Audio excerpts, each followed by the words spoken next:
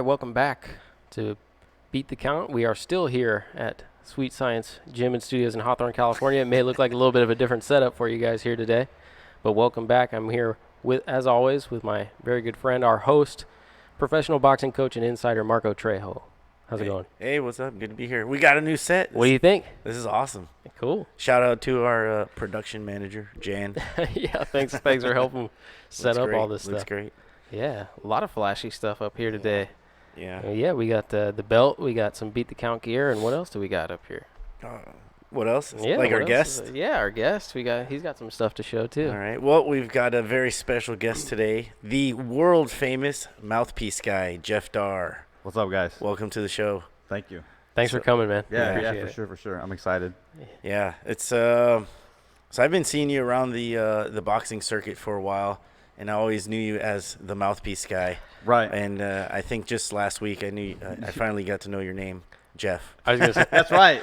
At Carson, when you invited me to this, we're talking about doing this, setting it up. I even put it in my calendar on my phone, all that stuff. And then at the very end, you're like, "What's your name again?" Yeah. That's right. Yeah. So you're okay with that, right? Probably everybody in boxing just knows you as the Mouthpiece guy, right? Like I was telling you earlier,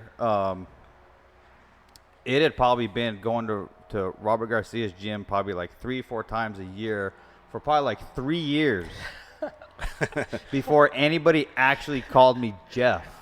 That's funny. And I remember there's a video, I sparred one of their kids, his name was Tapia, big heavyweight kid, super green. He was going to have his first amateur fight, and Tapia was a little off. No offense to Tapia if you're watching. But he was a little off. But everybody knew him in the gym, and he's a fun-loving kid. And he was going to fight, and I told Robert, hey, I'll spar with him and help him out. Yeah. Next time I come, I'll bring my gear, and I'll spar with him because I'm heavyweight. He's heavyweight. I'll work with them. And no lie, in the video, in the sparring, you hear people, instead of saying, Jeff, do good. Come on, Mouthpiece guy, like over and over and over. I'm like, dude, I have a name. After all that, Marco still introduced you as Mouthpiece guy. I know, when right? He came into the gym. This is Chris. This is Mouthpiece guy. I know, he did. Hey, but it's all good. I'm used to it. Yeah, you've done a great job taking that nickname, the Mouthpiece guy. Right. But it's not just a nickname; it's what you do. You produce some of the finest mouthpieces in boxing. Thank you. Some of the biggest superstars in boxing actually use your mouthpieces. They call you. When they have a big fight, they always call you. So and they'll call me like 2 days before the fight. Oh, really? Oh, really? Yeah. So you're up late. Always happening. Wow. I've even thought of starting to charge a separate fee for dealing with fighters during weight cut. Oh, wow. Because they're fucking assholes. Yeah. When they haven't eaten. They're hangry. So it's just exactly. It's just it's kind of annoying sometimes to deal with somebody that's just in a bad mood, but whatever. I'll do what I got to do. So can you name drop the fighters that you've any of the fighters you made mouthpieces for? Yeah, there's been a lot of them. I mean, last night. Give us the highlights. Who are the highlights? Okay, so Leo and Abner, both of them were using our mouthpieces from last night's fight. Nice. Terrance Crawford, Benavidez Jr. Fought last night.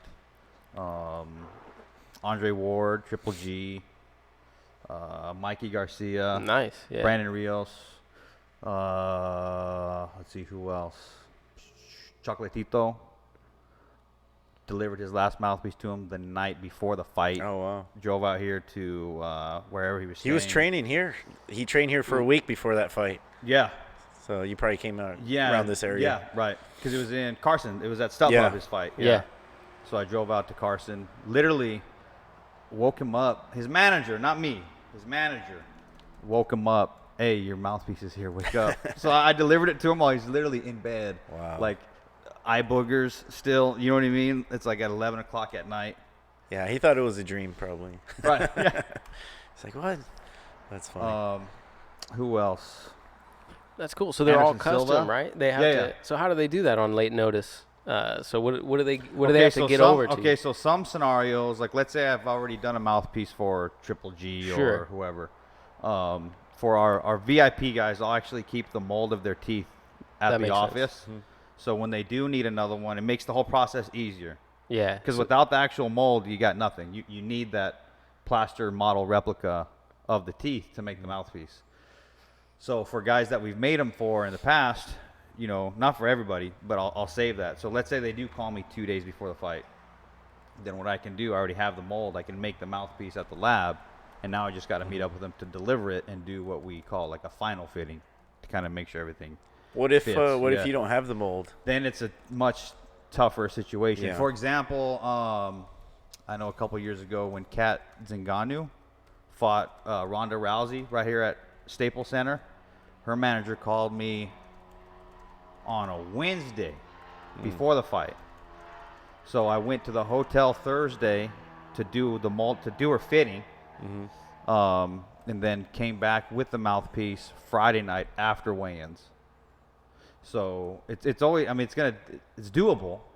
Yeah. It's a major inconvenience, but when there is that scenario, then we just charge them. Like, we'll do it. There's not much that, you know, we can't get done, but since this is a very special situation that's going to take, you know, extra time, extra effort, whatever it may be, then of course we got to get compensated for that. Yeah, I've seen, I've seen the mouthpiece kind of evolve over the years, and I think, I think you're a big part of that as far as adding the whole custom element. Possibly, you know, the whole custom element to I it. think so. And then, what is, you know, because you see lettering, then you see some images in there, then you see like different materials being used.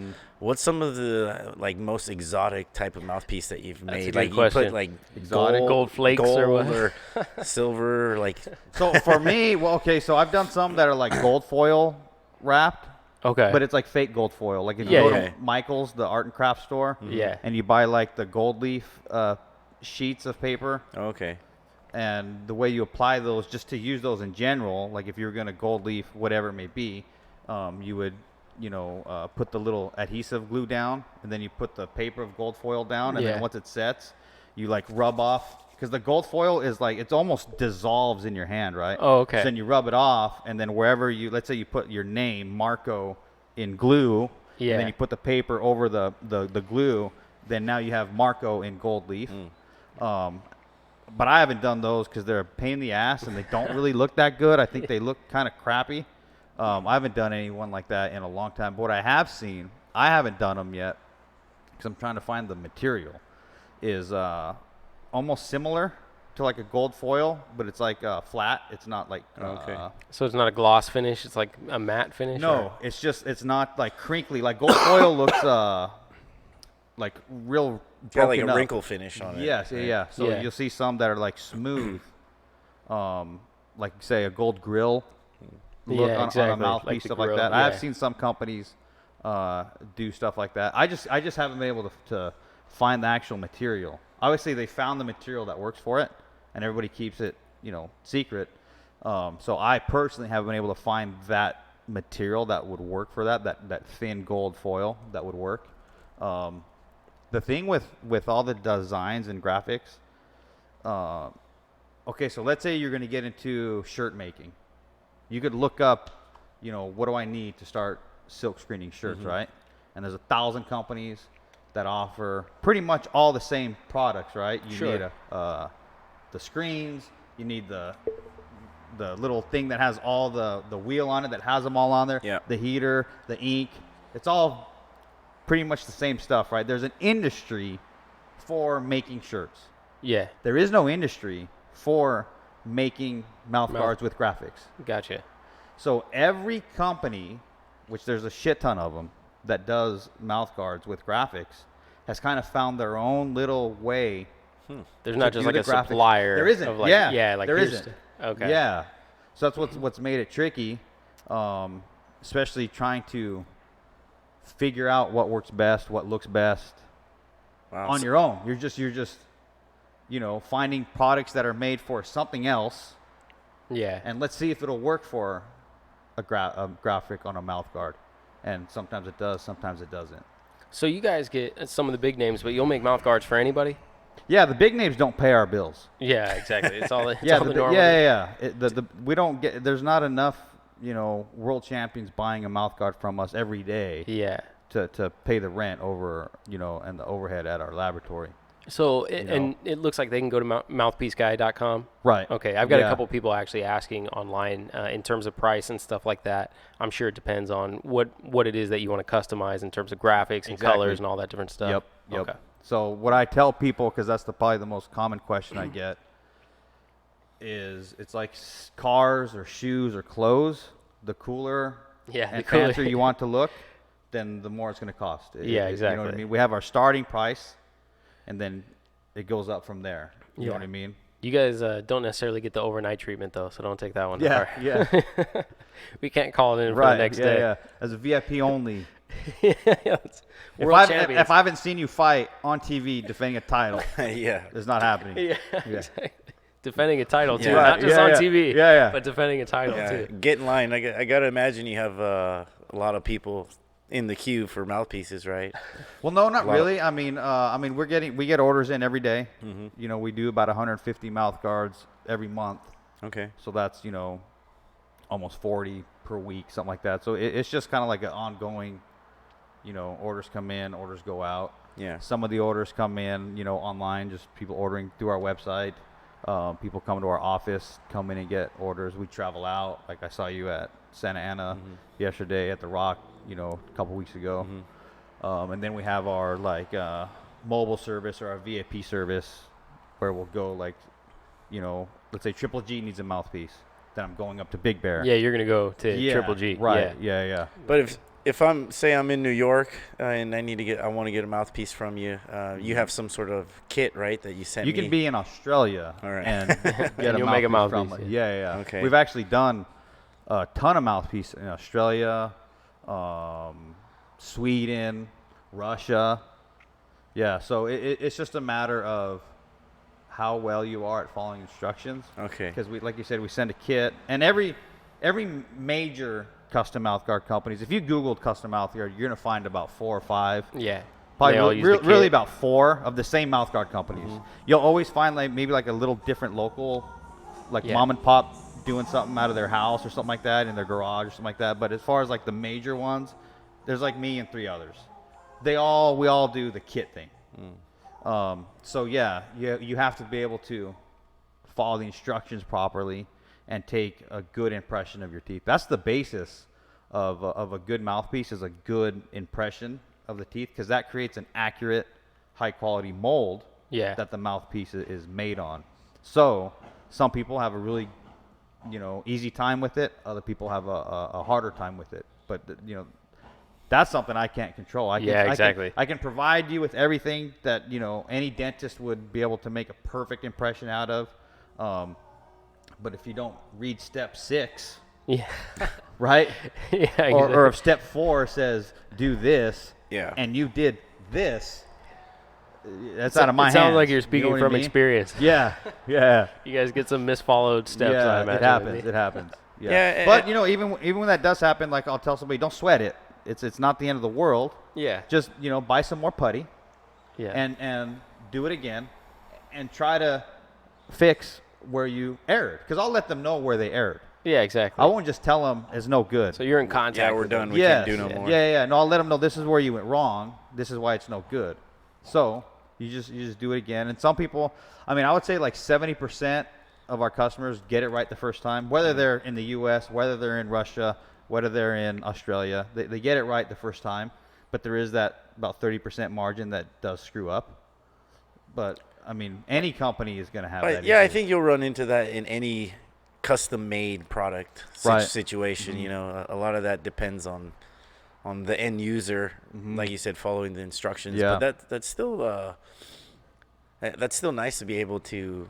To get a custom mouthpiece, because there's so many. You could just walk in a Big 5 and pick up a mouthpiece. It's not the same. Yeah, it's not the Yeah, same. yeah. It's Not like even. driving a Prius or a Lamborghini. Yeah. Basically. So.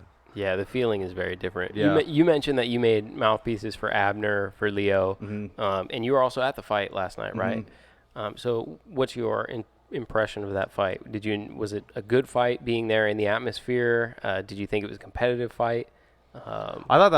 I think the first fight was a better fight. Okay. But the second fight, if the first fight never happened, I think we'd all still be walking away going, "Well, that was a badass fight," because Yeah. it was a badass fight. you know. And it's a lot of times when I have two guys that I've done business with that are kind of like one of our high-profile clientele, and who do you they're root fighting for? against each other. Yeah, I get stuck in those things where like, shit, who do I root for right now? Yeah. Because in the end, like I got into this. I started boxing way before I got into Mouthpieces. So I started boxing when I was like 14. I was a freshman in high school. So I've been a boxing fan even before that. Before I started boxing, I was a boxing Obviously, fan. so you're a fan, and then you decided to start boxing. Right. Yeah. And then I got into the dental world, and then my boxing background and dental just kind of met, right? That's so perfect. It all goes back to when I'm in situations like that. I'm still just a fan. You know what I mean? Exactly. Of the sport. So it does sometimes cause a little conflict. Yeah, like shit. I can't really root for one or the other. Yeah, you have to be careful about what you post on social media. Yeah. I don't. You'll never see me. Even if I'm rooting for one more, you won't say. And the other, it's like with my friends, and I'm like, shut the fuck up. Nobody ever knows that I'm rooting for this guy. Yeah. Okay? Because like, how can you? Yeah, you have to be neutral, pretty much. Right? Yeah. On the outside. Yeah. You can't be neutral on the. You're gonna pick who you want. Yeah, you'll pick someone eventually. Yeah, you'll pick someone. Even if you think you won't at the start of the fight, yeah. by the second round, once you'll they're have throwing someone. blows, you're going for like I gotta imagine like depends on who was more of the jerk or the asshole during weigh-ins. That getting the mouthpiece, okay. you know? That Who you you're know rooting for. that plays right. Yeah, you know, depending on how somebody is towards me. Yeah. Like, let's say I do work with somebody, and they're way cool. We have good rapport. I like them, which I don't like a lot of people. Like, I'm not like a super people person. Like, I'm pretty keep to myself. It's just business, right? Like, that's kind of how I look at everything.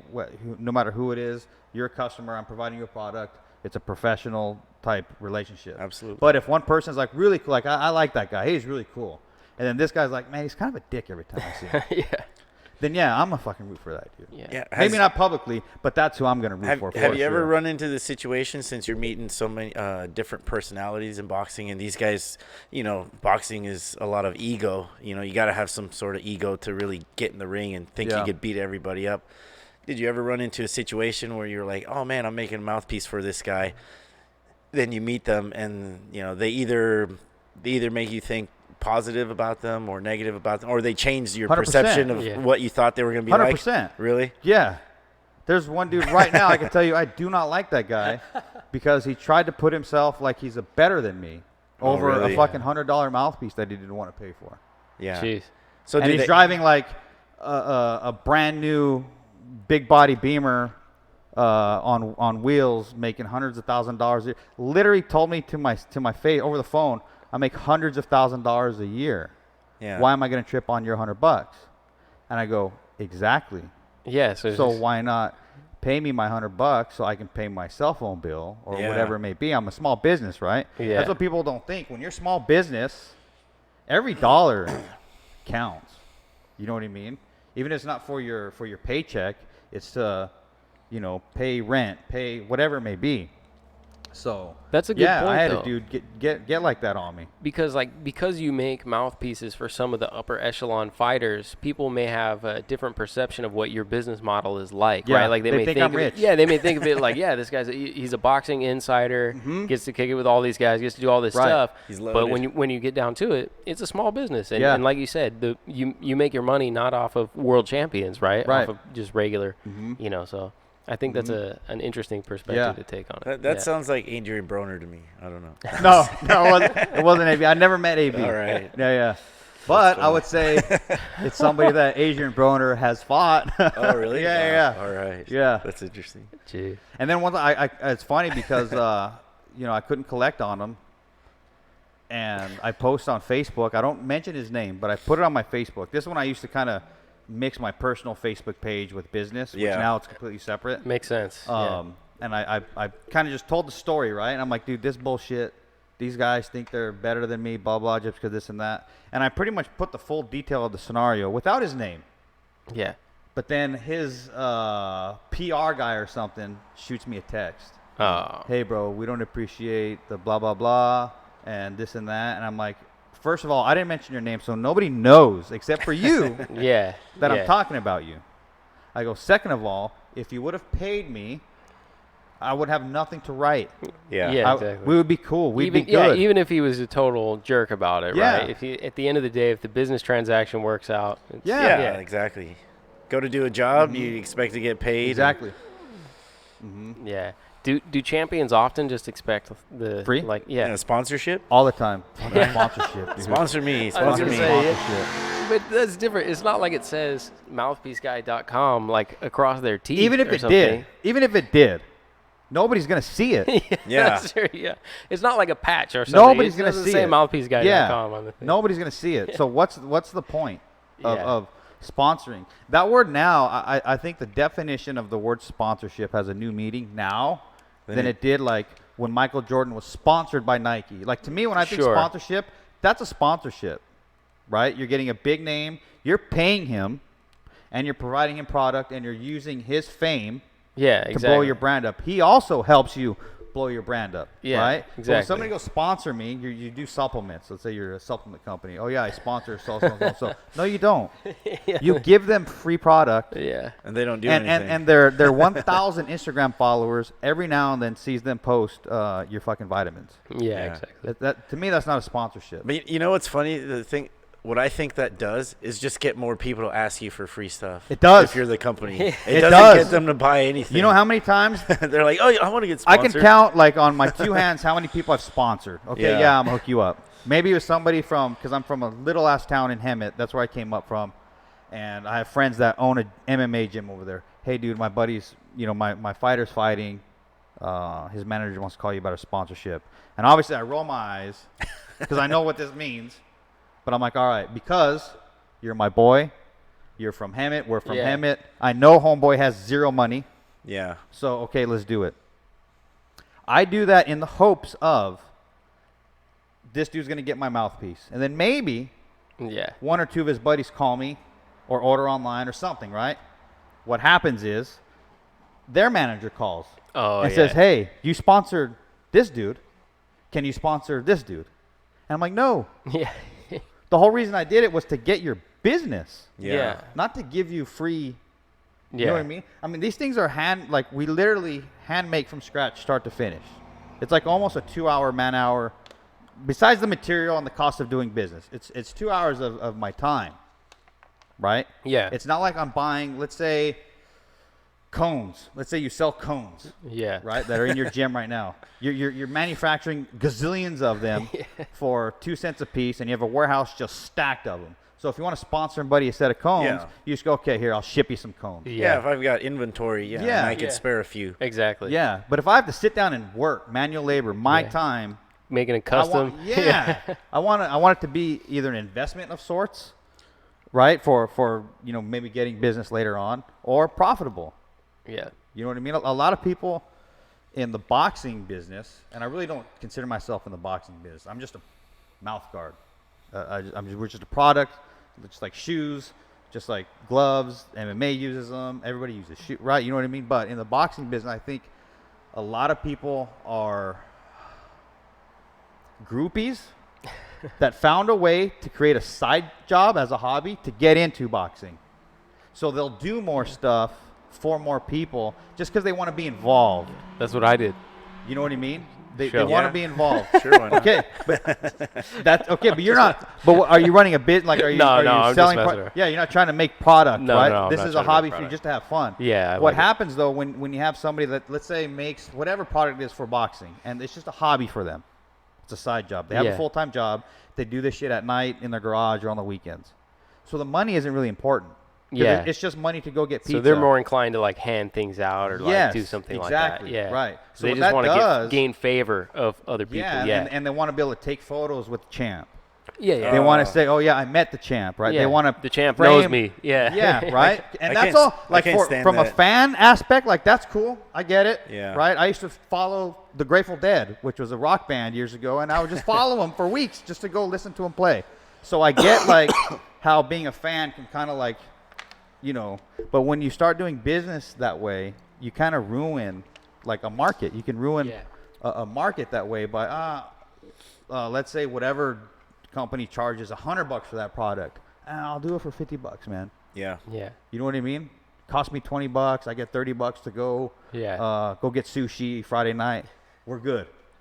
So now that company that sells them for $100 is having to compete with somebody that sells them for $50. Yeah. So it's kind of, it makes they lose doing their business. they lose their profit margin, and then they've got no money to keep the doors open. But they don't need to, because the big company does. The small company doesn't, because they have a job. Yeah. It's You not see their what I'm saying? full-time job. That's not how they pay their yeah, bills. right. It's not their livelihood. Yeah. So when it is your full-time job, it's your 100% only source of income. It's your actual business that you're living off of. That's what you're competing with. You know what I mean? Yeah. So when people want free shit, this is kind of what comes back to, right? When people want free stuff, Yeah. as soon as my rent is free, I hook you up. Yeah, I exactly. got you. I got everybody. Yeah, exactly. You know what I mean? So you I don't have got to pay you. the bills. Yeah, You're all dude, good. yeah, it's all good. Yeah. You know? So how has the business grown? I mean, you started small. You started with I started as a hobbyist, right. hooking up people for $50. Yeah. No, I did start as just a side job hobby, because I had my dental business, Yeah. but I never did the $50 hookup thing. Mm-hmm. I always knew that these things should cost a pretty penny, because I've been in my business. My background is in the dental industry, and I've been self-employed since 2003. So I have like some experience of what doing business is. Yeah. So even though it was just a hobby side job, like I priced the shit to where it should be, as opposed to, give me $20, Yeah. give me $40. I hear people making mouthpieces for like $30, and in my head I'm like, for sure, material is 40, at least 50. $25. Yeah, exactly. So this chick is making $5 Yeah. for her 2 hours of time. But that's how I started, was just on the side. My first customer was really myself, back in like '99. Excuse me. How does it go from that to exactly. to world champions and people reaching out to you and How do saying, you hey, scale the from hustle. hobby to yeah, I would say, I'm not college educated. I went to trade school for dental laboratory industry, but I'm street educated. So once I became, got into doing business, real business, just my natural hustle ability came out, So just trying to be at the right place at the right time type thing. For example, if I knew, just from following boxing, if I knew a certain fighter was at a gym training, okay, who do I know that knows somebody at that gym? Yeah. Okay, boom, give me his number. Boom. Hey, can I come down and see if I can do a mouthpiece for so-and-so? If they like it, cool, use it. Yeah. You know what I mean? Do you remember the first big one where you were like, oh, this is cool. I get to make a mouthpiece for this dude? It was Chris Arreola. Oh, really? Yeah. Oh, cool. And it's funny because he was there last night at the fights, and I hadn't seen Chris in a long time. And, I saw him, hey, what's up, dude? Bullshitting for a little bit. And then, they were walking away, him and his wife and his daughter, and I was with my friends, and I was like, that's the first, famous fighter that you got to make it for. Yeah. And I remember I was at lunch with friends, and this is when this was literally, I wouldn't even call it a side job yet. It was like a hobby. Okay. Because I made mouthpieces because we had our own gym, and I helped run our gym and train our kids and take them to go spar, and we would spar, all this stuff. So it was still just like I would do a mouthpiece a couple a month, if that. Yeah. Right? It was just very, very seldom. And I started kind of figuring, okay, we're always going to shows, we're always going to gyms to go spar. You take your kids to go spar at a gym, right? Mm-hmm. Or another gym comes to your gym to spar. So I started being like, okay, maybe I can kind of make some business cards and pass them out and have them in my car if I'm ever cruising through town and I see a gym, I could drop off some cards, stuff like that, right? So I was still at like the level of where doing this full time wasn't even a thought at all whatsoever. Yeah. Right? I owned a dental lab. We made crowns and bridges for dentists. And one day I'm at lunch with friends, and I got shitty cell phone service, so I see that a voicemail came in. I didn't get the call, but I see a voicemail came in. And I check it real quick, and no lie, and it's almost word for word. This is Cristobal Arreola. I want to see about getting a mouthpiece. Give me a call back. My number is 951, blah, blah, blah, blah. And I remember just don't being give out his number. Oh, No. shit. And I hung up. I'm like, dude, that was Chris Arreola. He's like, what? I go, yeah, he wants to get a mouthpiece. So that was the first time I was like, oh, cool, man. You're like, I'm in it. Yeah, right. Well, I mean, at that time, yeah, it really did feel like, holy shit, it's legit. that's Chris It's Arreola. legit now. Yeah. Even though he used to come to our gym and spar when he was still an amateur. Yeah. But at this time, he was already like 15-0 or something like that, going on like 20 fights or something like that. Yeah, so that had to be a pretty big motivation that you're going in the right direction, right? As far as but it was still, I didn't have the thought of like making this into a thing. It was just a cool side job. You know what I'm saying? Yeah, exactly. My mentality, my whole thing was my dental lab. Yeah, and after that, you were like, I could actually have a go at this. I could make I a started business getting out tired of of doing business with dentists.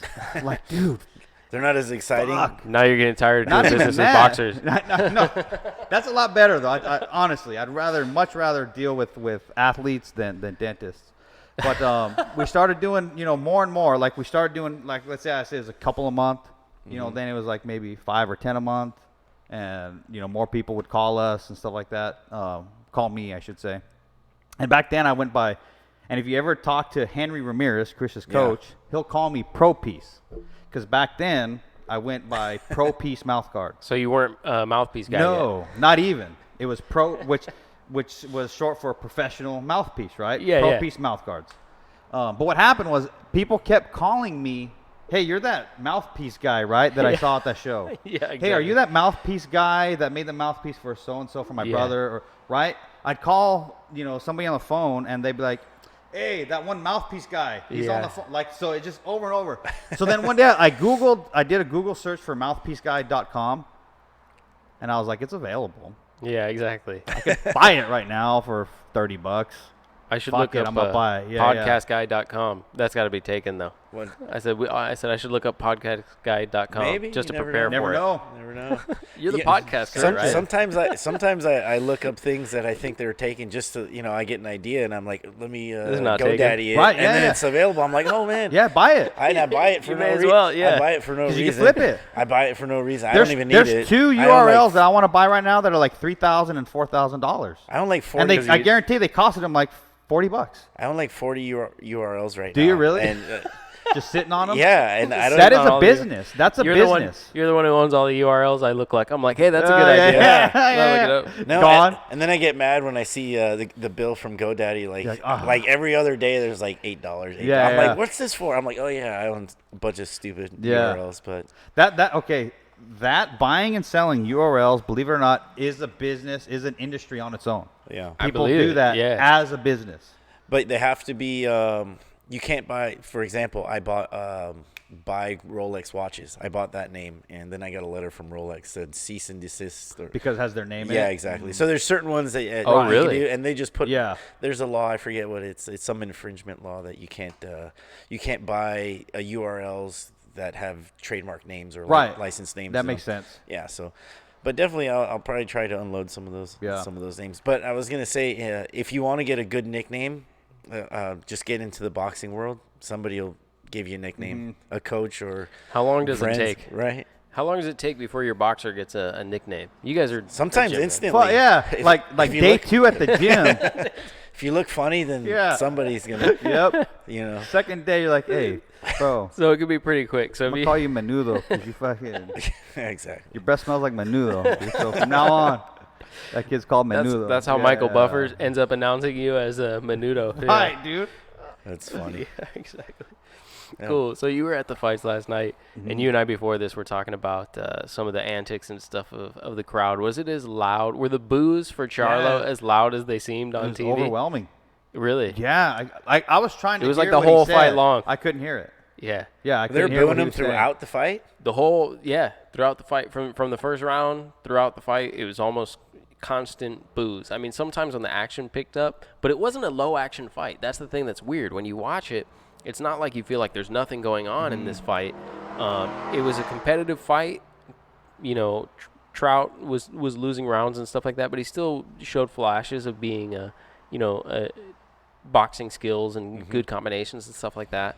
Certainly not something that you would be used to hearing boos at, but they came across, man. Were they the boo- whole time. Were they booing him because it was a pro Trout crowd, or was it? I think they just don't like the Charlo brothers. I think it was, I don't feel like it was a pro Trout crowd, they were just booing. You know, like from the fight. I saw that at the end. I was constant booing. Why do you, I mean, how could they not? I love the way the Charlos fight in the ring. I mean, they're really accurate. The great counter punching, got good power, and I think they still got more potential. You know, and they got potential to put some big fights together, and then to be longtime champions. But I'm just wondering what the motivation for the boos were from the crowd. I know there's probably a lot of drunk people there. I felt bad. I was like, you know, as a Los Angelino, because it took place over here at Staples, you know, I'm like, man, come on, give these guys some respect, you know. That wouldn't have happened in Texas, right, where they're from? No, definitely not. They probably would have been cheered, but I don't know that it would have happened in a lot of places. That's probably you're probably right. There's a lot of places where there probably would have been at least some cheers going on. They weren't just booing. Like there's probably a dozen times where the entire crowd chanted "Culero." Oh, really? Culero, like nonstop. The whole crowd. That's like, damn, dude. It's crazy. Well, does this it have wasn't anything, a bad fight. Does it have anything to do with Canelo? Do they want this guy fighting Canelo? Is he going to fight Canelo? The brother's the one that was calling out Canelo. The brother's the middleweight. Yeah, Canelo's at 160 now, so he's technically the other Charlo brother. These guys are still fighting at 154. They kind of divided so that they could conquer two different divisions and wouldn't get in each other's way, you know. So I think Canelo is still up there, and the other brother already fought Austin Trout. Okay. Yeah, so to a victory, he won as well, but. Some conspicuous. I think there was Austin Trout lost a majority decision. There was one draw on the scorecard, but he was dropped 2 times in that fight. I think the 113 is a little bit out there because it means that you had to think that Austin Trout won 7 rounds after the point deductions for the knockdowns, and that seemed a little favored. You know, like I was, that's peculiar. But otherwise, it was a competitive fight. It certainly wasn't something that I felt like, you know, it didn't come across as a fight where they should be getting booed the whole time, but it was. I mean, the second Mares and Santa Cruz started, you know, completely different vibe. Oh, yeah, big time. yeah, big time right different vibe. That was blowing up. Yeah. So. But when you have, that's why I think a lot, like that bare knuckle boxing that just happened, right? It's going to be bloody. It's going to be nasty. To me, people just want blood.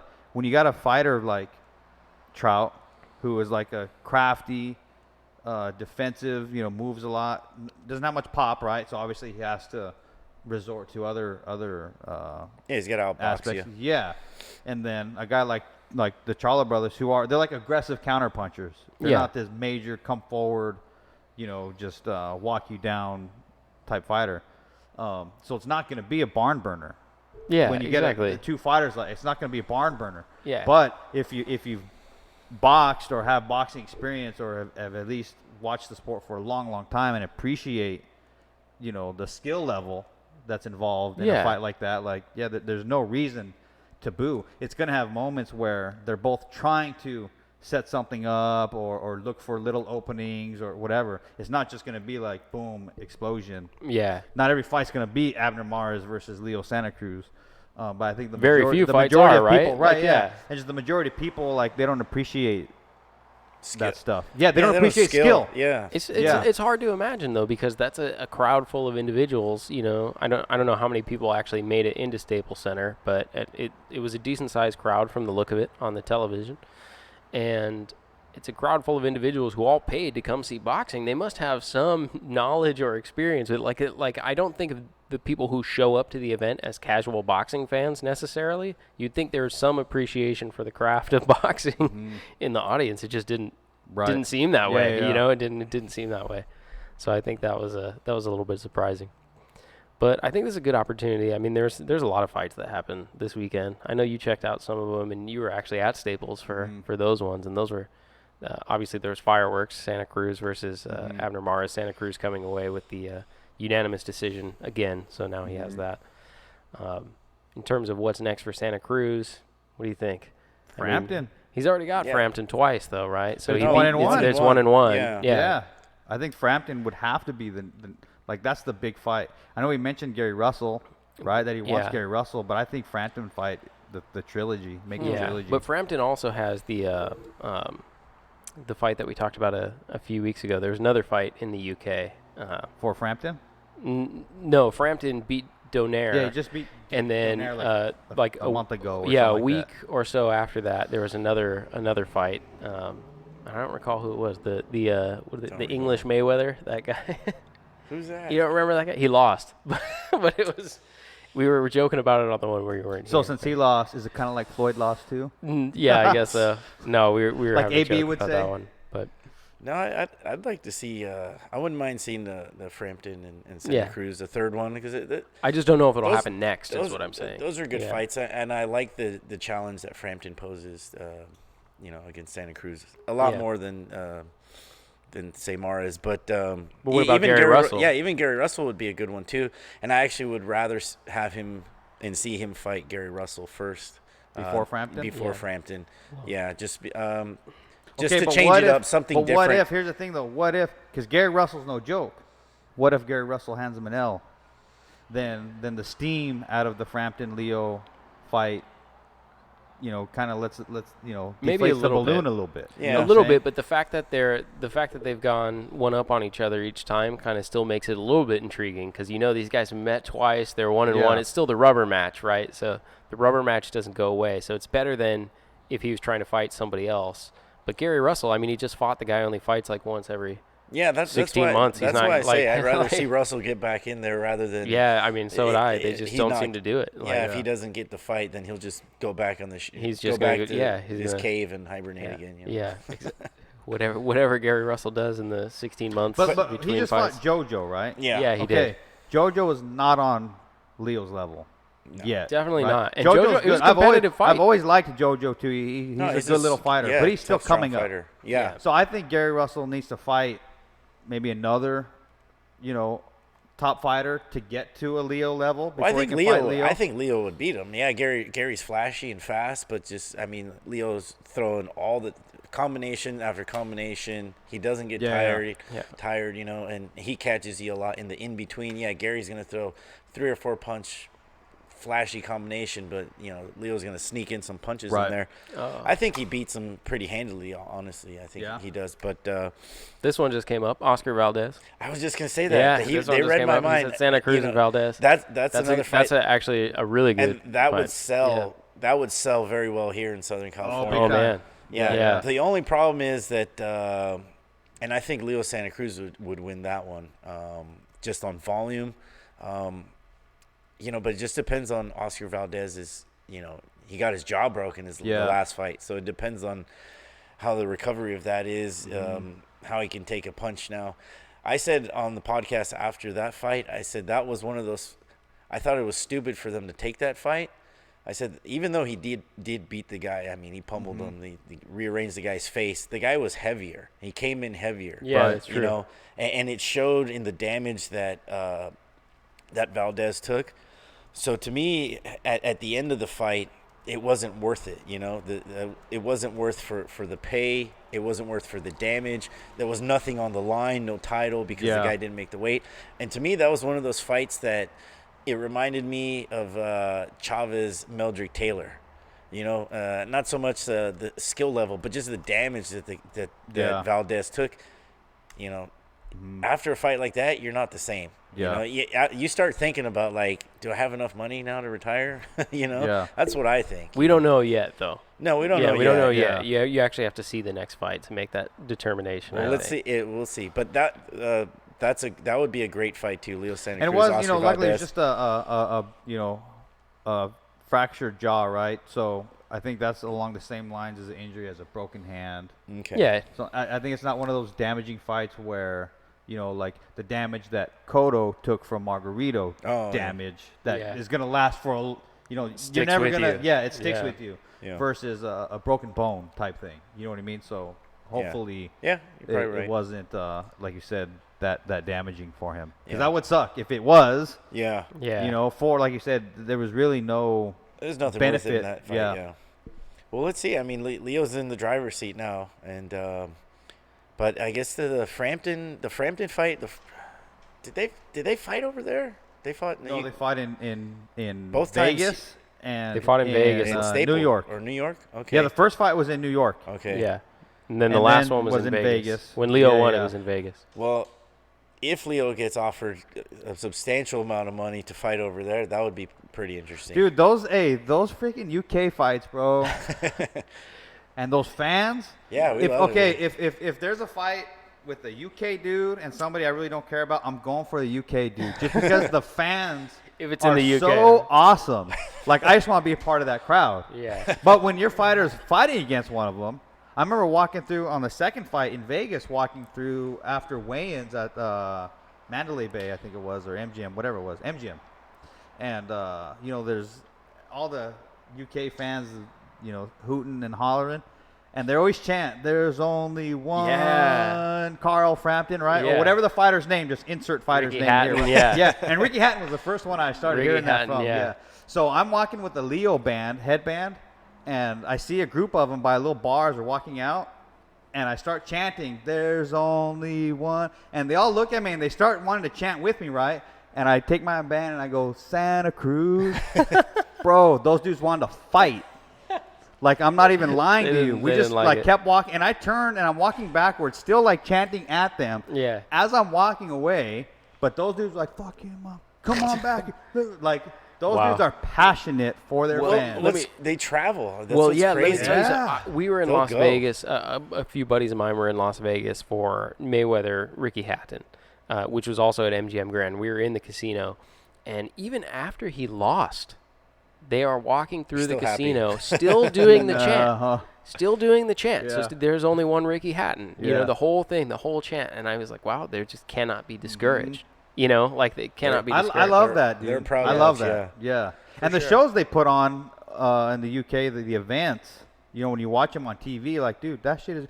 And what, like 60,000 people or some crazy numbers in those stands? You can only imagine what it'd be like to be there. Yeah. Case in You know point, what I mean? Tyson Fury in his comeback fight, fighting Sefer, a guy who was, 15 stone to Tyson Fury's 19 and a half stone, a guy who's a foot shorter than him, only ever had one fight at heavyweight and lost. They filled out Manchester Yeah, a ton Arena. of people That's showed up for crazy. that. Filled out Manchester Arena. And which, by the way, if you guys get a chance, take a look at it on YouTube. So they live streamed it on YouTube. Showtime did at like 1:30 in the afternoon yesterday.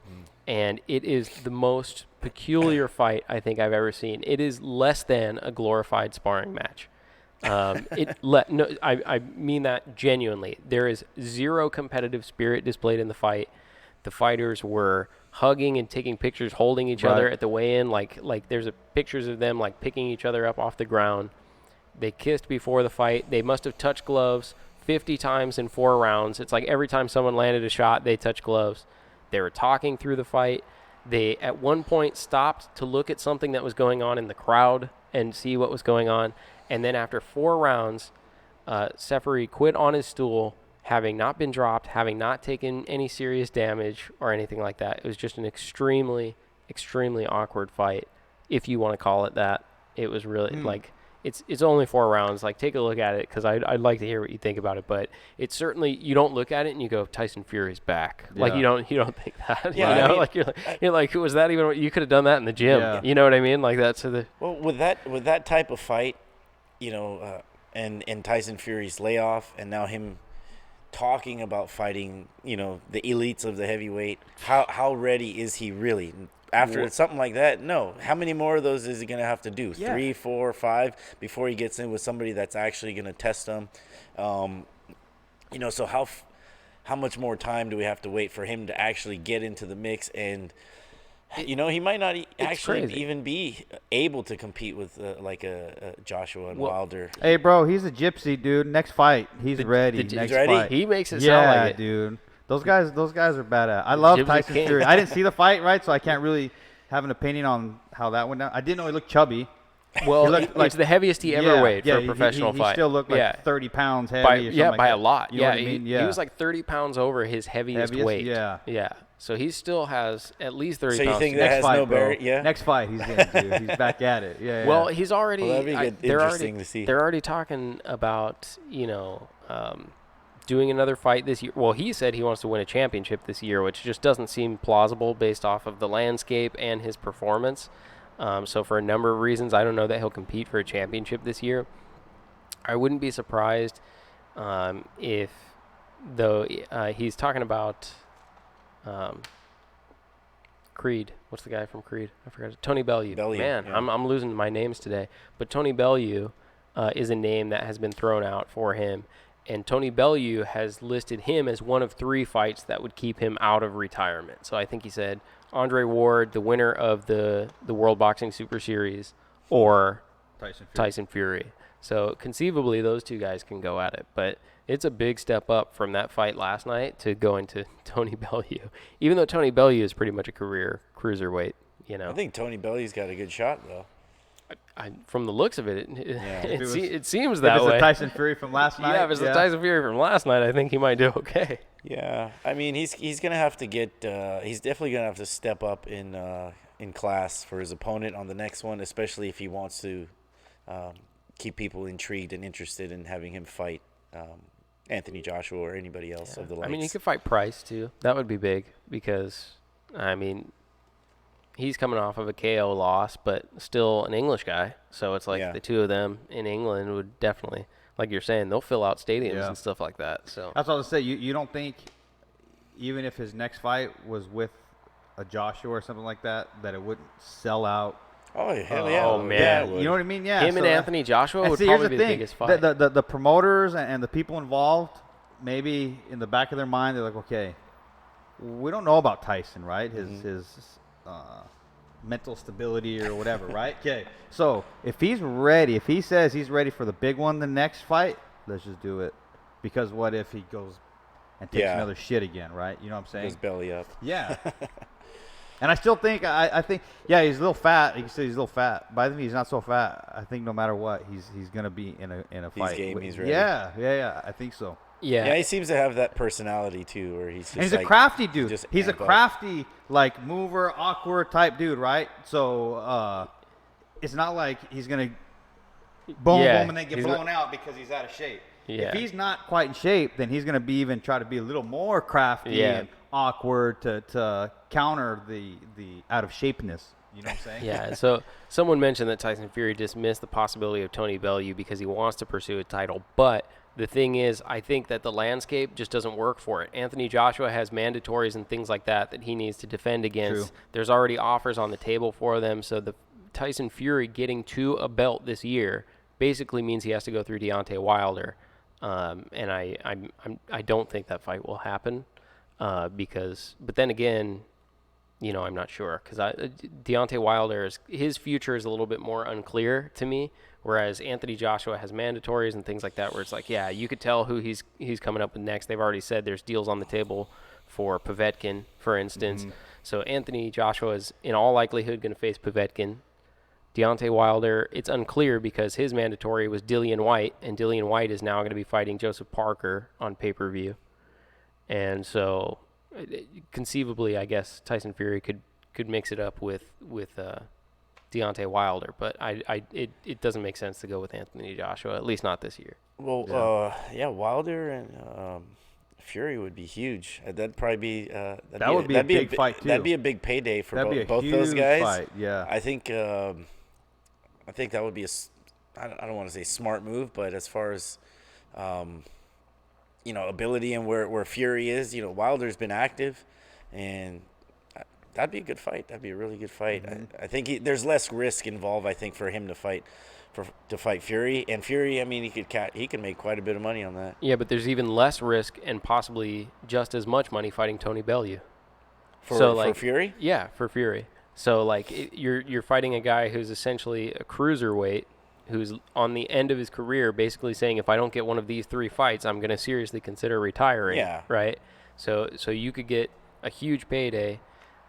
Taking Tony Bellew and have a better, although I don't know that he didn't look to be in shape to fight either of these guys actually last night, but I think you could get paid just as handsomely for Tony Bellew. Well, it's going to be interesting to see which one of those 2 scenarios could play out, because I think both of those are very likely. And like you said, Fury and Bellew puts Fury at an advantage, and I think Wilder and Fury puts Wilder at an advantage. Yeah, so and I think Fury big money, though. Realistically, price is going to be somewhere in the middle of this. there's no way Fury's going to jump up to Deontay Wilder after last night. Like it seems crazy.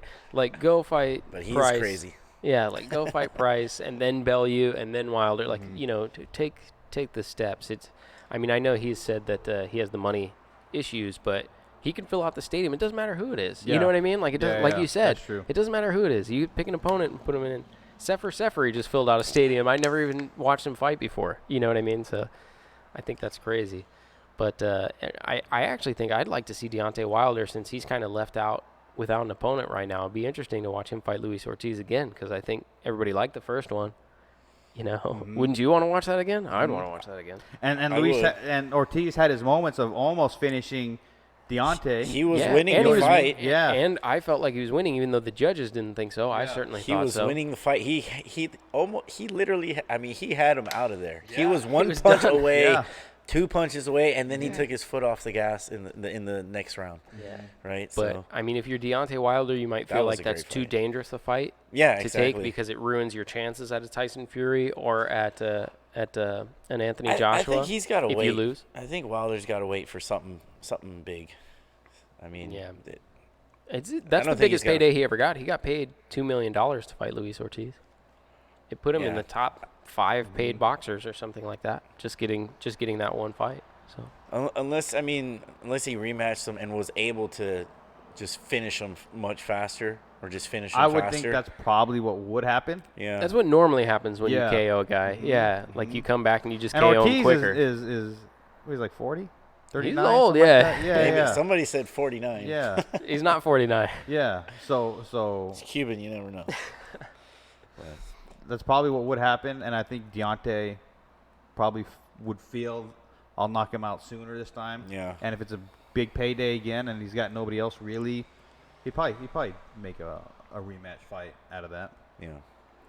On that We'll see. same, He what's lit that? up Bermain Stavern quicker. Yeah, he did. I think Yeah, that's that- why I you say know what I that mean? too. So, Yeah. and It's then- kind of the trend. I think when you knock out an opponent, when you stop an opponent and then they do the rematch, the trend is generally you knock them out again, just quicker this time. Yeah. I don't know if it's like a mentality thing or like what it is. It's hard to say. Well, and Like, then what do you guys also- think that is? Like, and then- why is that? And then also Wilder's overall mentality in the ring, when he hurts you, what does he do? Vicious, man. He attacks. So I He think windmills. Yeah, He breaks out the windmill. yeah, That's the best description I think I've heard of that. yeah. It's like when your brothers and sisters Dude, when you were it is. younger, if you guys, I'm gonna do this, and if you get in my way, it's not my fault. Yeah. It's the ugliest thing you'll But it's see effective. in a Right. championship fight. But yeah. But I you know agree. what's great? If you get touched by one of those, you're donezo. What's crazy about that is that he actually did have somewhat of amateur background, didn't he? Go to the Olympics. I mean, he's had to have had Yeah. good coaching at some point, but he can't seem to break out of that windmill. You know, Well, I think what that is when you get fighters that start fighting late, right? And that's what they do with the American. Okay, like right here in Carson, they had the Great American Heavyweights at the Rock. yeah, Way back, right? And they were just recruiting all these like football players. Let's turn them into boxers. Yeah. You know what I'm saying? So I think there's habits that you learn from 8 years old that you take with you to when you're 25 years old that you can't learn when you're 18. Yeah, sure. You know what I'm saying? I think that's what Hey, but that's what that's to from. give credit to the Great American Heavyweight program, they had I believe they had two guys from their fight for a world title, Well, right? Charles Martin and Dominic Brazil. that's So it worked. All American Heavyweights. That's what it's called. Yeah, there All you American go. Heavyweights. Yeah. So, But that's what they're doing, right? They're just recruiting football players that had probably never thrown a punch in their life. yeah. You know what I'm saying? So I think it's just hard when you get, you train probably from youngsters to Oh, older yeah. guys. It's harder to break. Oh, I mean, I get more habits. excited for when there's an 8 or 9 year old Right. that shows some real skill Yeah, as you opposed can mold to 'em. as opposed to some like 20-something year old. I'm like, he's gonna fight for a year or two and then have to figure out how to go through life and pay bills. Or the 9-year-old, I'm like, I got him for at least 5 Yeah. to 10 more years. And it's like a little piece of clay. You could just yeah. mold and shape however you want. Yeah. You know what I mean? Yeah, but Wilder, I think he passed up a football scholarship to get into boxing. So Did he must have been right around 18 or so when he got into it. And then I believe he had maybe 20 or so fights, Amateur when fights? when he got into the Olympics. Yeah. So here's yeah, a that's dude probably that where had that probably a comes total of 24 amateur fights. Yeah. Okay, so Yeah. you're a trainer. You know that ain't shit for No. experience. No. Right? Definitely so not. that's where the windmill comes from. Yeah, a no lot of bad offense. Like, habits. no offense to Deontay. Every now and then he does throw a nice straight the right be- hand down yeah. the pipe, and it's beautiful. And it if works. Lands, Yeah, you're that one on done. Stavern was right through the Yeah. guard, just boom. Yeah. Yep. But Yep. it is the best windmill in boxing. Yeah. So. But you can see in slow motion, you can see the reaction to him having hurt an opponent. Like the moment that he can tell there's some danger on their side, Yeah. right? His eyes like light Right. up and he's like charging yeah. in there. Yeah. Like he's like Yeah. so like it's like he knows all he needs is one more and you're done, right? Well, like Mike Tyson, the greatest finisher ever, right? As soon as he hurt you, like yeah. he wanted to murder you at that point. Yes, right? like You know the what I mean? moment, like the Yes. moment. Yeah. So Yeah. Deontay does have a little bit of that in him. That's Yeah. where I think that's where that comes from. Yeah, Yeah. He can sense when the right time is to jump in and Did start we talk about pummeling. the cruiserweight thing with Deontay Wilder last week? I No, don't remember. we didn't, and I wanted to mention that was the Oh. last thing we didn't talk about. Right? Yeah, so Deontay Wilder had mentioned after unifying the titles, he would, and I don't know if it was just an anecdotal thing he was putting on Instagram or something like that, but he said, what do you guys think? After unifying the titles, why don't I drop down to cruiserweight and clean out that division? No heavyweight champion has ever done that, right? Which is true, and he is almost light enough to do it. When he fought Luis Ortiz, he weighed in just under 215. So, there's still another 10, 15 pounds he's got to lose to get down there. But what do you think about that? But he's lean. He's super lean. Yeah. He's a lean dude. I mean, Like, it's not like he 15 has an pound- extra 15 he doesn't pounds have sitting 15 on him. pounds of Yeah. muscle of fat to shed. Yeah, exactly. So, what do you think? Is and that he's dangerous? naturally, you can tell he's just naturally muscular dude, right? That's genetics. He's not. I don't think that he's just lifting weights, 5 times a No, week he's to probably be not that lifting weights muscular. at all. That's natural. So how does he lose 15 pounds of essentially muscle and still be strong? No, Yeah, he's certainly fit, and I would say that the critics, what they are saying is it would be akin to what Roy Jones Jr. went through after dropping down from heavyweight getting knocked out by Tarver. getting knocked out by Tarver because he's losing the muscle mass and he's basically not losing it the right way. Yeah. Essentially, what you're saying, and with that goes your energy, your strength, some of your speed, and things like Your that. ability to take damage. And so he wouldn't be as effective at cruiserweight Yeah. as he is at heavyweight. It'd be interesting. I mean, it is If he interesting to made, think about. if he can make 200, right? It'd be interesting. Yeah. Well, at that point, I don't think Wilder understands. He's never had to make weight probably, so I don't think he understands how What it's difficult like it to make can weight? be. Yeah. Yeah, that's and true. He does. He gets very confident. He gets filled up with his ego after winning these types of fights, and you hear him say all these types of things. And I think that's one of those moments where he's like, just kind of, talking out of his ass basically. Yeah. For lack of something better to say, but for him to actually lose 15 pounds, and I mean, he would find it very difficult, and he would rethink it once he starts the process, because we know just from the fighters, they do drop down, but a heavyweight who never has to lose weight or really, you come in shape for the fight, but you don't come in to beat the scale. If he has to beat the scale, that's a whole nother thing. You lose your energy. You could be lethargic in the ring. So, he does that, and he fights a scale. He could look like shit in the ring. Maybe. Yeah, that's So, true. That's It's true. not like he's the greatest boxer ever either. So He's actually, from a boxing standpoint, I think it was most evident, and it's one of the reasons why I think Anthony Joshua would actually win that bout, is just the fact that what he really is relying on is that power. You watch Luis Ortiz, who's an incredibly skilled and talented boxer, and he is outboxing Deontay Wilder, and it doesn't even look difficult. Yeah. He's just doing it. He's a naturally better boxer. And the thing that gets Deontay Wilder into that fight is the fact that a few times he landed power punches and they dropped Ortiz and one of them stopped it, right? So, and I feel the same way about Anthony Joshua. I highly doubt that Deontay Wilder will outbox Anthony Joshua over the period of 12 rounds. What he can do is land big punches and hurt Anthony Joshua, which would result in him winning the fight. So it's not out of the realm of possibility that he can win. He's just not the greatest boxer. So I think if he loses that power or some of the attributes that make him so effective at heavyweight, it would be not as competitive potentially because he doesn't really have those skills. No, he's not a boxer. I agree.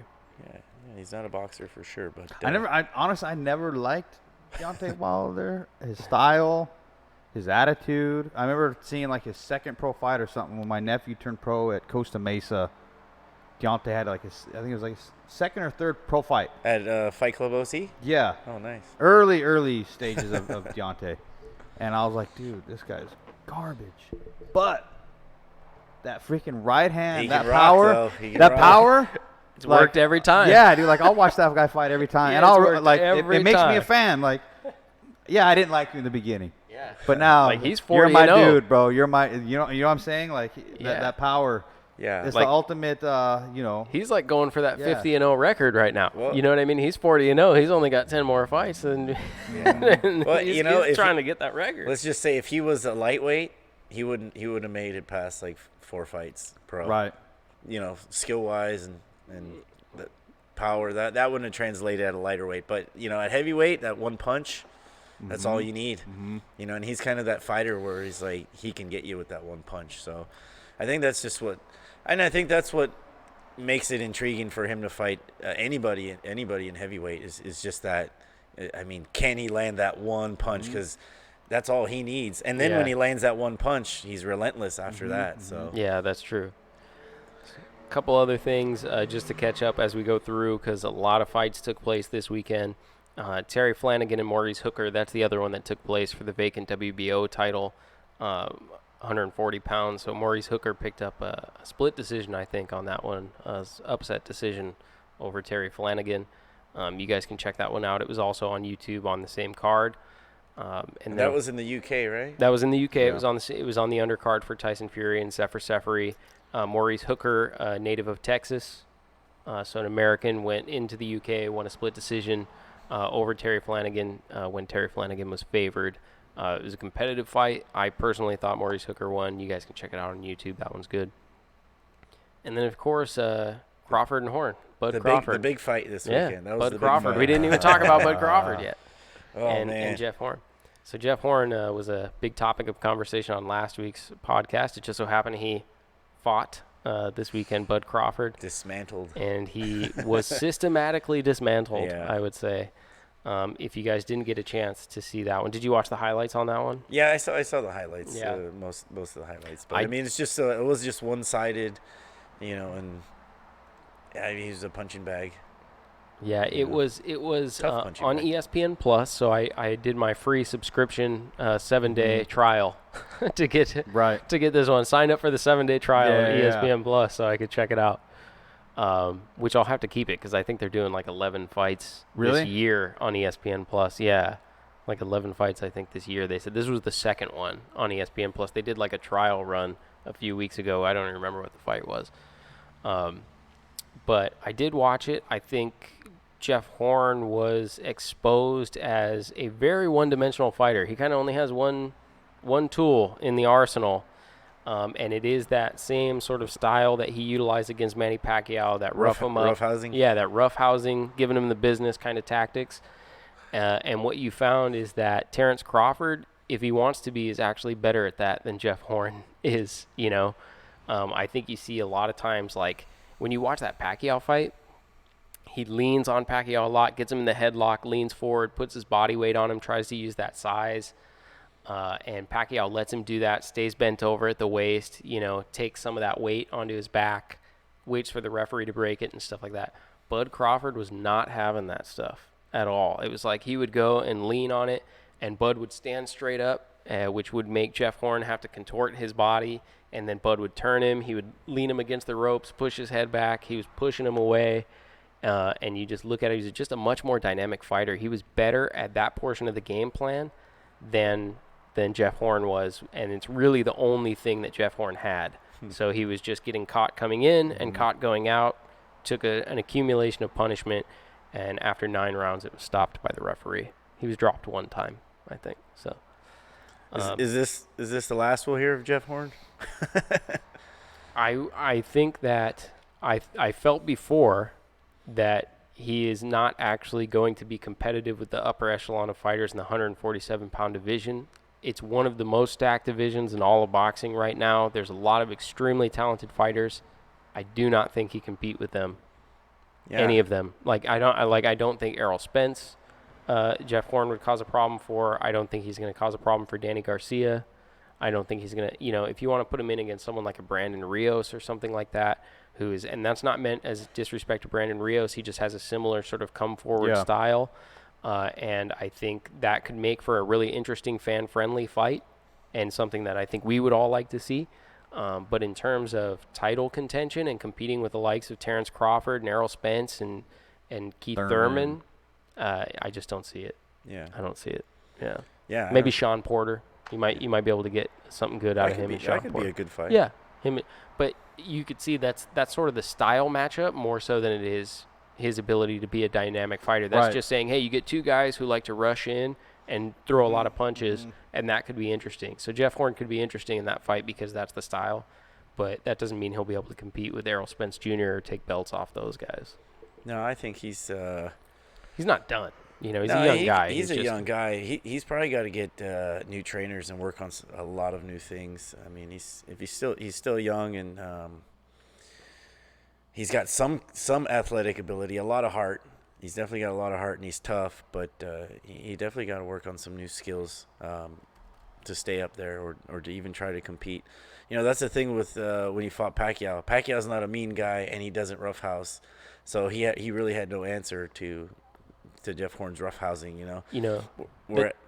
Terrance Crawford said exactly that. He basically said, "I'm not Manny Pacquiao, and that stuff's not going to work on me." When you sit at the press conference, that's what he told him at the press conference, and he was absolutely right. It just did not work. It was so. Yeah, and plus Crawford's he's so athletic. He can beat you from both sides.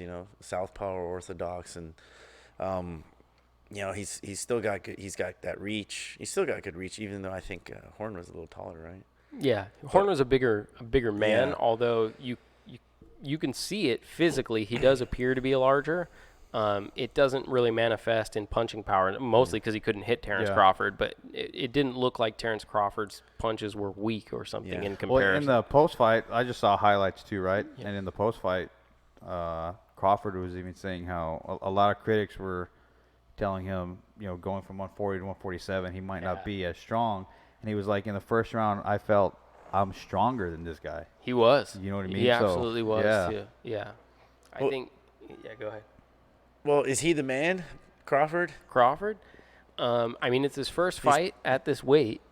He hasn't fought there. If you ask Timothy Bradley, who's calling the fight for ESPN, Bradley straight up said at the end of that fight, Terrance Crawford is the man at 147 pounds, and no other 147-pound champion could beat him. And they're good friends, though. So and he's Bradley's, completely biased because he takes credit for discovering Terrance Crawford. Like Timothy Bradley will basically always tell the story about sparring Terrance Crawford and saying who are you? So he takes credit for it. But is it I think it would be extremely interesting to see him fight Errol Spence. Yeah.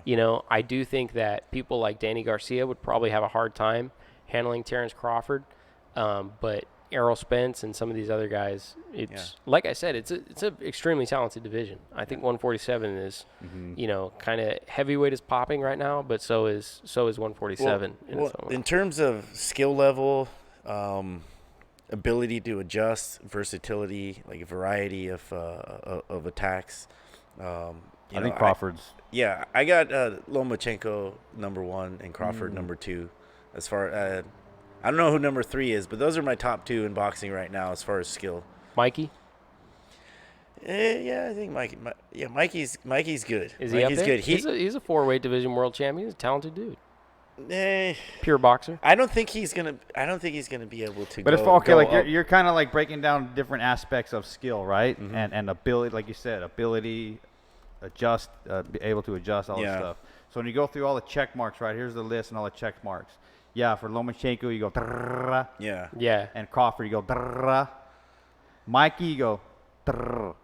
But that's more than a lot of fighters. There's other things that Mikey has that maybe those other two don't. You know what I mean? Yeah.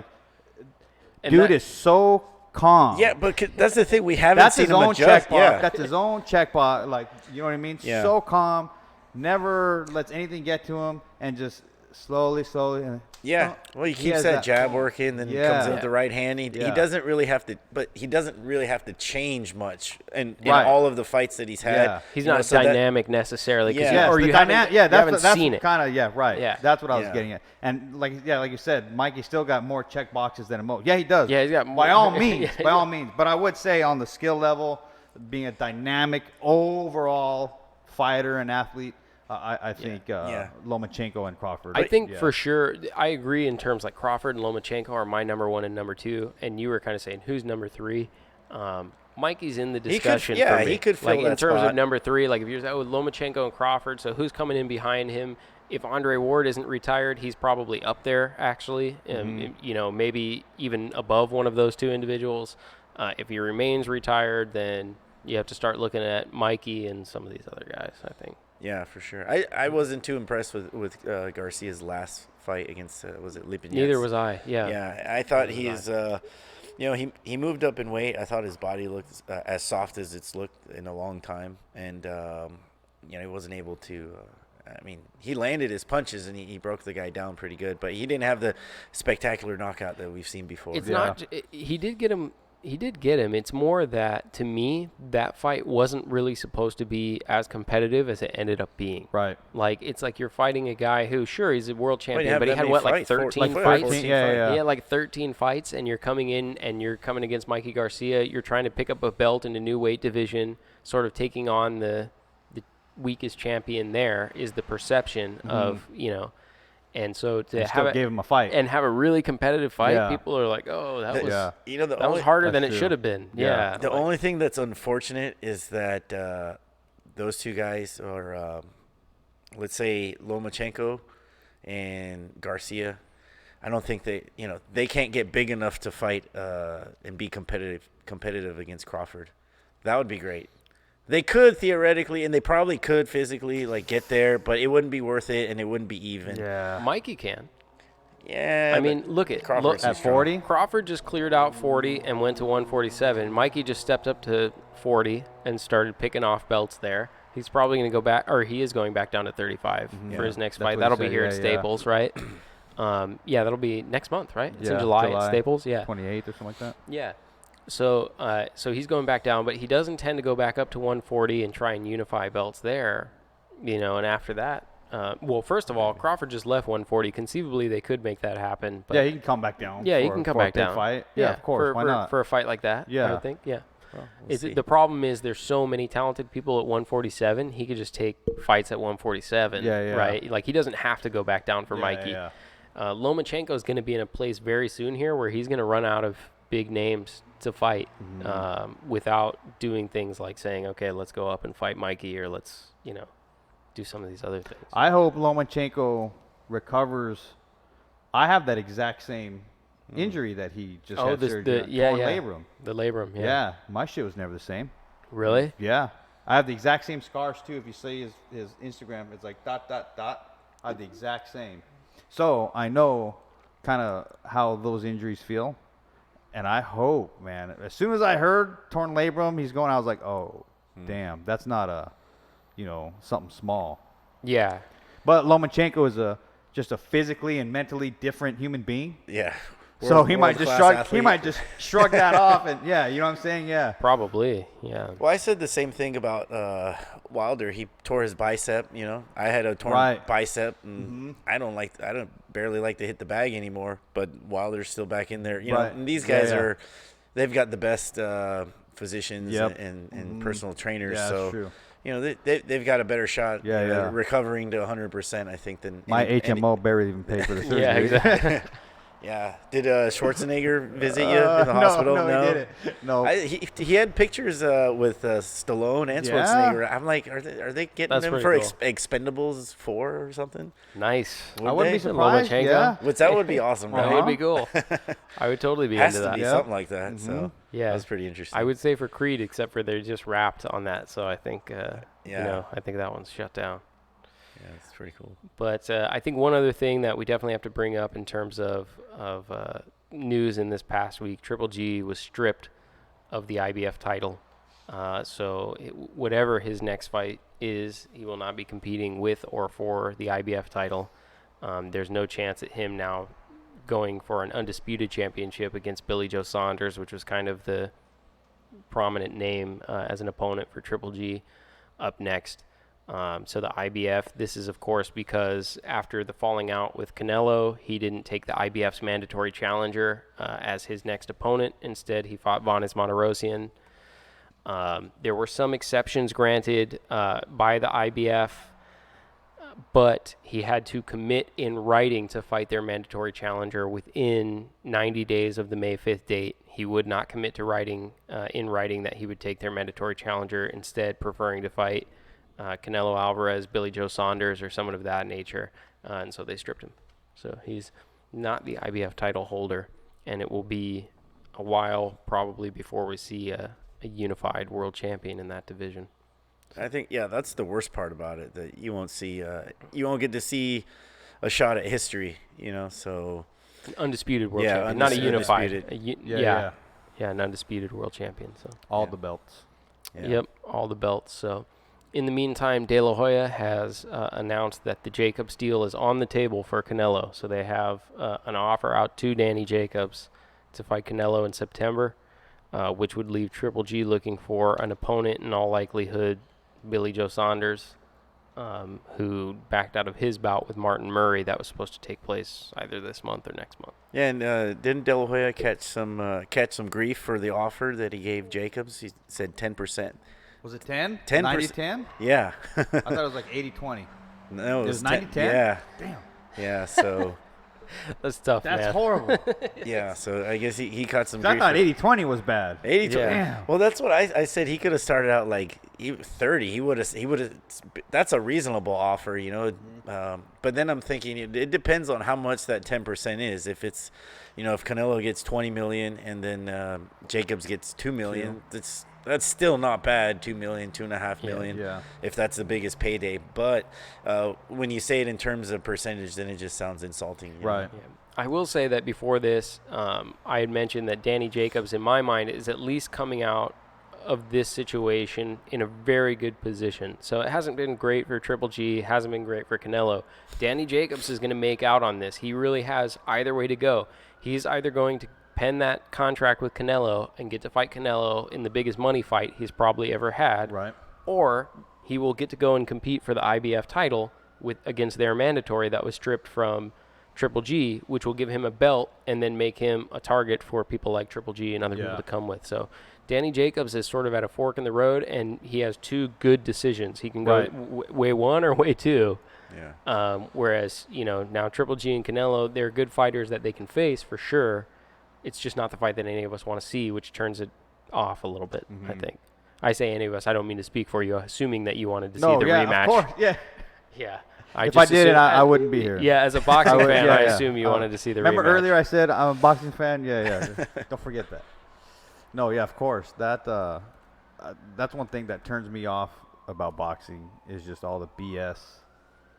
Yeah. And I always, it's the worst, judging. I always politics. I always compare it to other sports, right? And every year you get the best teams play each other, and there's a champ, and there's no BS. Dude, come on, man. But yeah, there's so many wheels turning in the sport of boxing that it's just not. It's just not that simple. I mean, if Triple G beats Billy Joe Saunders, should he not just still be billed as the undisputed middleweight champion of the world? He picked it. He didn't lose his belt. Right. You know what I mean? He was stripped of his belt for a guy who has had 12 fights or something like that. Yeah, no, it's unfair. I mean, Triple G's earned it. I mentioned before. I've seen.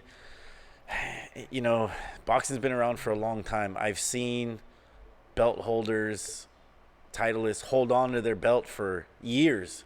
Up to 2 years, I've seen some guys hold their belt without getting stripped, and the reason they held on to their belt and nobody gave a crap because I guess they weren't that big of a draw, and there wasn't that much at stake or involved. Cared. Exactly. Nobody cared, but that's the problem with boxing is that when a lot of money is involved, then everybody wants to get their piece, and then they start exercising their making their threats. powers. Yeah, exactly.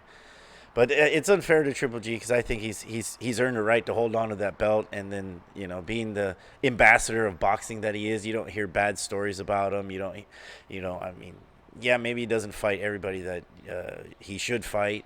That's as far as like mandatories or other challengers, but you don't hear bad things about him. He's a good champion.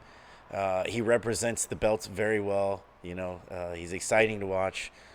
And taking away a chance for him to get all the belts, I mean, that's kind of screwed up. Yeah, in my I opinion. agree. Mm-hmm. So that's the biggest loss, and at the end of the day, it's always the fans that get that get screwed over. Yeah, that's the thing is we Yep.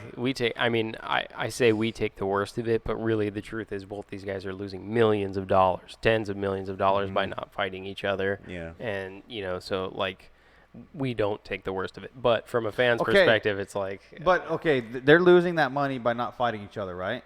Yeah. Okay. Yeah. But why are they not fighting each other? Because they're both being Yeah. little bitches Yeah. about it, right? Right. Okay. Right. Okay. To be fair, Honestly. yeah, that's Okay. true. Yeah. So From- you guys could make the money. Just it's like when you have kids arguing, work it out, Yeah. right? Stick them in a room, work it out, come out Yeah. when you're good. Yeah. Just Exactly. fucking work it out. Yeah. You know what I'm saying? And it was a draw happens. the first You fight. see This other fight fighters has do to it. happen. Yeah, you know what I mean? So we take the blunt of it. Yeah, I What do. was the We date? take the blunt. Because of they're it. still going to go fight somebody They're and get still paid gonna millions. get paid. Yeah, Yeah. assuming. But wasn't it?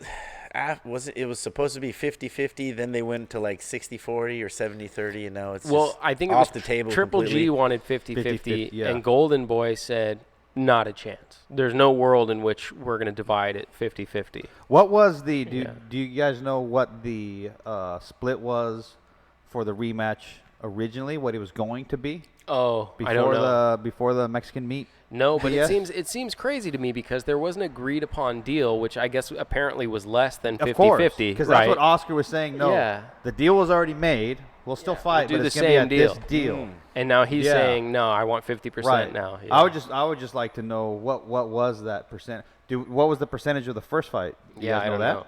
I don't know. Of the first fight, it Yeah. was probably even less than what they agreed to. I would imagine that the first fight, and I'm totally speculating here, but I imagine that the first fight, whatever that was, he probably has to get a better deal for the second fight, and now is Triple asking G. for, Triple G has to get a better deal for the second fight, but is asking for 50-50 now, even Yeah. though they already penned the contract yeah. the first time. So, but I mean, hey, since then you were accused of cheating and Yeah. there's just- all there's this just- stuff. Yeah, Like yeah. at some point, don't you have to take your licks? Like, hey, next time, Yeah. don't go and get suspended for 6 Yeah. months. You Right. know, like There's just so much like surrounding, and smearing that fight that It always before happens, dude. Right? The big fights, that BS always happens, man. It's like you There's can't always just keep something, it Yeah, simple and then just keep it simple. yeah, that's the one thing about Linares and Lomachenko that I have a tremendous amount of respect for. They have different promotional entities involved, and these two fighters got together and said, "We both want this Yeah. fight to happen. Yeah. Make And then- this and they fight made it happen." happen. And they Yep. made it happen, and it made it happen relatively quickly. It wasn't even like a long negotiating Right. process. Like it happened straight away. Yeah. So I think that's the model. It's the power of talking shit on Twitter, bro. That's what it is. They both Yeah. kept snapping at each other on Twitter. Next thing you know, there's a fight made. hey, it's hard. It's hard to ignore those comments when you see somebody talking shit about People are you, people are online. liking them and stuff, and you're like, now I have to defend myself. That stuff gets you all worked up. Someone, so we just got a post that said Triple G made 35% for the first fight, and then wants 55-45 for the rematch. But that doesn't exactly like Golden Boy's statement was that Triple G wants 50-50, Yeah. and that they're not going to allow that to happen. And how do we know what that person posted is I don't. legit? I do not. Yeah. I don't know that. I didn't verify. You know it. what I was going to say? How come we know that the talk is 50-50, and obviously Oscar said, no way, hell no, not happening. You got 50-50. We only know that Oscar says. Yeah, right. Yeah. How do we not know like what the other percentages were? That's just public. Like you can get that information. The purses. Yeah, the purses. You know what I mean? For sure. Yeah. Because But part of it will also be the back end split on the pay-per-view That's sales, true. right? Yeah, that's so it's true. not just the initial purse; it'll be Yeah. whatever their back end split was on the Yeah. pay-per-view sales, and then you have to like do the math to figure out how many pay-per-views sold and how much they would Right. have made from it. So it's a little bit harder, I Yeah. guess. Well, considering how good Triple G did the last fight, and it was a very competitive fight, I mean, he's getting old. He's getting older. Some of the guys that are out there now, like Billy Joe Saunders, I think he gives. I don't know how tough of a time he gives Triple G, but I think he's a tough fight. As far agree as, with you. You know, so for me, it's like So do I. it's like just fight Canelo, get a lot of money, and retire. Yeah. You know. And But I think Billy Joe Saunders, like, I don't know what it is. I'm just a fan of those gypsies. I really am. Yeah, gypsies are. Dude, they're those an guys, entertaining bunch. yeah, and, Well- and they're tough. They're mentally and emotionally tough. So I think they'll do whatever it takes to really go out on their shield if they have to, even though that's not the way they fight, right? Billy Joe Sanders, super crafty, just like Tyson just like Fury. Tyson Fury. I'm a super fan of those dudes, dude. Yeah. And I think, but even if I wasn't, I think he does give Triple G Yeah, a tough fight, just because of his style. yeah, And styles make fights. You know what I'm saying? yeah. I think he's gonna jab and move, jab his face off. But Basically, the thing is, there was more to the Billy Joe fight than that. The Billy Joe fight is about history, right? It's about becoming the undisputed middleweight champion of the world. So Billy But Joe now it holds can't the whole, happen, yeah. but now it can't happen. So Billy Joe held the only other belt. So even though there's the big money Canelo fight, and it's like, oh, you could just go Canelo and retire. Billy Joe offers you something that Canelo doesn't, which is sort of a place in history to say I was the undisputed middleweight champion of the world. And now that has to take multiple fights. Who was the last middleweight? Was it B-Hop? Was be he undisputed? I think it was Hagler. He didn't have all four, right? He didn't? I didn't think he did. I don't know for Not sure. at once. Not at once. I'm gonna say No. it was Hagler. That's what I remember Yeah? hearing. Yeah, but not 100% I'm sure. going to have to Google that later. I'm going to try it right now. Last undisputed middleweight champion. So the IBF takes away the belt. The IBF and- takes away the belt. But Triple G would have fought. But he would have fought Billy Joe for the IBF title. No, Billy Joe has the WBO. okay, Yeah. So he had the IBF already. He would have fought Billy Okay, Joe, okay. picked up the then that WBO, would've and had then he him. had all four. Yeah. But now because they stripped that one, and either Jacobs or some other people are going to go and fight for that belt, even if he beats Billy Joe Saunders, he's still minus one belt. Another title holder has it. So Okay, it's here's a question. And granted, I love Triple G, right? But if you know they're going to, just being honest, if they tell you we're going to strip your belt if you don't fight this dude, and even though you don't agree with it and you know it's BS and all that stuff, like we're talking about now, right? Like, boom, belt's gone. Yeah. So the whole undisputed thing, unifying all of them, is no longer really there for you, right? If you're Triple G and his management, don't you just say, okay, check it out. Let's just fight this dude so we can keep our damn belt and then, try to unify it next fight. That's true. I think the only difference is there's a big difference monetarily between getting to fight Billy Joe Saunders and getting to fight, I don't even know his name. So then, okay, Right. yeah, right, yeah, same Yeah, here. exactly. Okay, so then you're if you're more concerned about getting paid than making history, Yeah, that's true. then let it be known. Yeah, exactly. yeah. Don't that's true. cry about we can't make history anymore. Yeah. Yeah. But it Right, does, because of all this it does BS. happen. Like you look at, for instance, who was it? Julio Cesar Chavez Jr. When he picked up his belt, his first belt at that weight class, they had stripped it from Sergio Martinez. And Sergio Martinez said he wanted to fight Julio Cesar Chavez Jr. They said, no, we want you to fight our mandatory, right? Because he wouldn't fight it, he wanted to fight Julio Cesar Chavez. He wanted to do that because he was considered a better fighter and because they would put it on TV, right? So they stripped him of the belt, and then they let Julio Cesar Chavez Jr. fight the mandatory for it, and he ended up being the champion. So it's kind of like, okay, that doesn't make a lot of sense. Right. Like, you're just going to let the same guy, so he had to go win it back from Julio Cesar Chavez Jr. So sometimes but you're right, Bernard Hopkins he was in 2001, the undisputed middleweight champion, but after that, Jermaine Taylor in 2005 was the undisputed Was it middleweight so world in champion. 2001? That would have way been off. when he beat Trinidad, Yeah, right? Felix Trinidad. Yep. Yeah, that's what made him That's when he had Golden Palace on his back. GoldenPalace.com. They put. Do you guys remember That's that? a good memory, dude. temporary Yeah, they tattoo. wrote, I fought that night, so I remember that fight because where I fought, like I was fighting at a casino. In between the fight, I'd go watch they had it in the thing. But yeah, he put Golden. They sponsored him like $1 million. Oh wow. He wrote GoldenPalace.com on his back, and he went and put that $1 million. He bet that $1 million on himself to beat Trinidad and stopped him like in the 10th or something. Wasn't he an underdog on that fight too? Trinidad was blowing through everybody. Yeah. But B-Hop. I think that was too big of a weight class for Trinidad. Yeah. A little bit too big. Yeah, from 147 to 160. Yeah. Yeah. But he was still like smoking everybody at 47, even though De La Hoya beat him. Yeah. Then 54 and then 60. Yeah. Yeah. I remember the fight. When was it? When he beat, was it William Joppy? And after the fight, he's talking shit. 3 gold medals. Because he beat like 3 American gold medalists. 3 gold medals. I like Trinidad. I liked him a lot. Yeah, that was a good time for that weight class and for 147. It was a good time. I thought De La Hoya just schooled him. He at least won 8 rounds. Yeah. Maybe 9 or 10. The one thing that people give Mayweather a lot of credit for being a defensive master, but then a lot of people say he runs, but he always wins the fight. And then De La Hoya just had 2 rounds. He kind of ran, he took off, and then everybody gets all mad at him and they take the fight from him. Yeah. That's one thing I always compare those last 2 rounds of De La Hoya versus Trinidad versus every round of Floyd Mayweather's last 5 years. Yeah, exactly. So I'm like, what the hell, man? But it's boxing, nothing really makes sense in boxing. And as far as a knockout's what makes sense. You win by KO or then it's good. Right. But other than that, who knows? I did type it into Google. So according to badlefthook.com, it says Golovkin has backed off his 50-50 demand, and he's willing to take a 55-45 split for the rematch. It's good. He better. That's what they said. Do you guys think it'll happen at this point? I think they're going to end up fighting Danny Jacobs. Canelo will.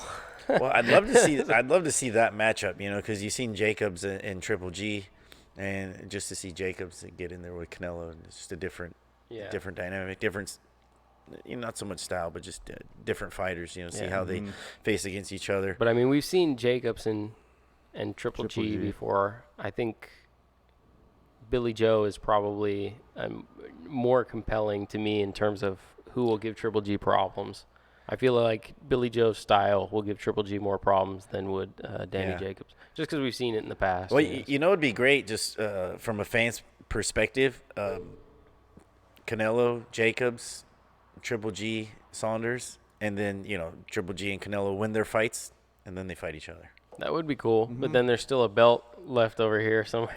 Screw the belt. Let's just call WBC I think and let's agree. make They one. just want the money, right? Yeah. Let's call WBC Let's and make one. Yeah, we'll make one. Yeah, that's right. Just call them. Make one. He already has the Oh, WBC that's belt. funny. That's not the one that's missing. You have to make an IBF belt. Oh man, We can make one. We can make any belt.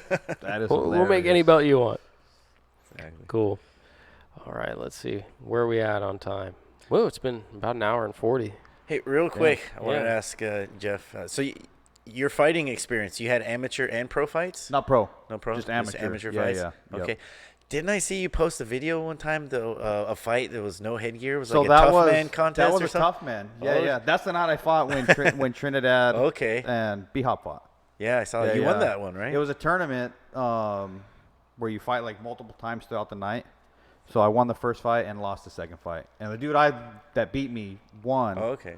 And what's funny about that is I ran into that dude out here probably like in 2014.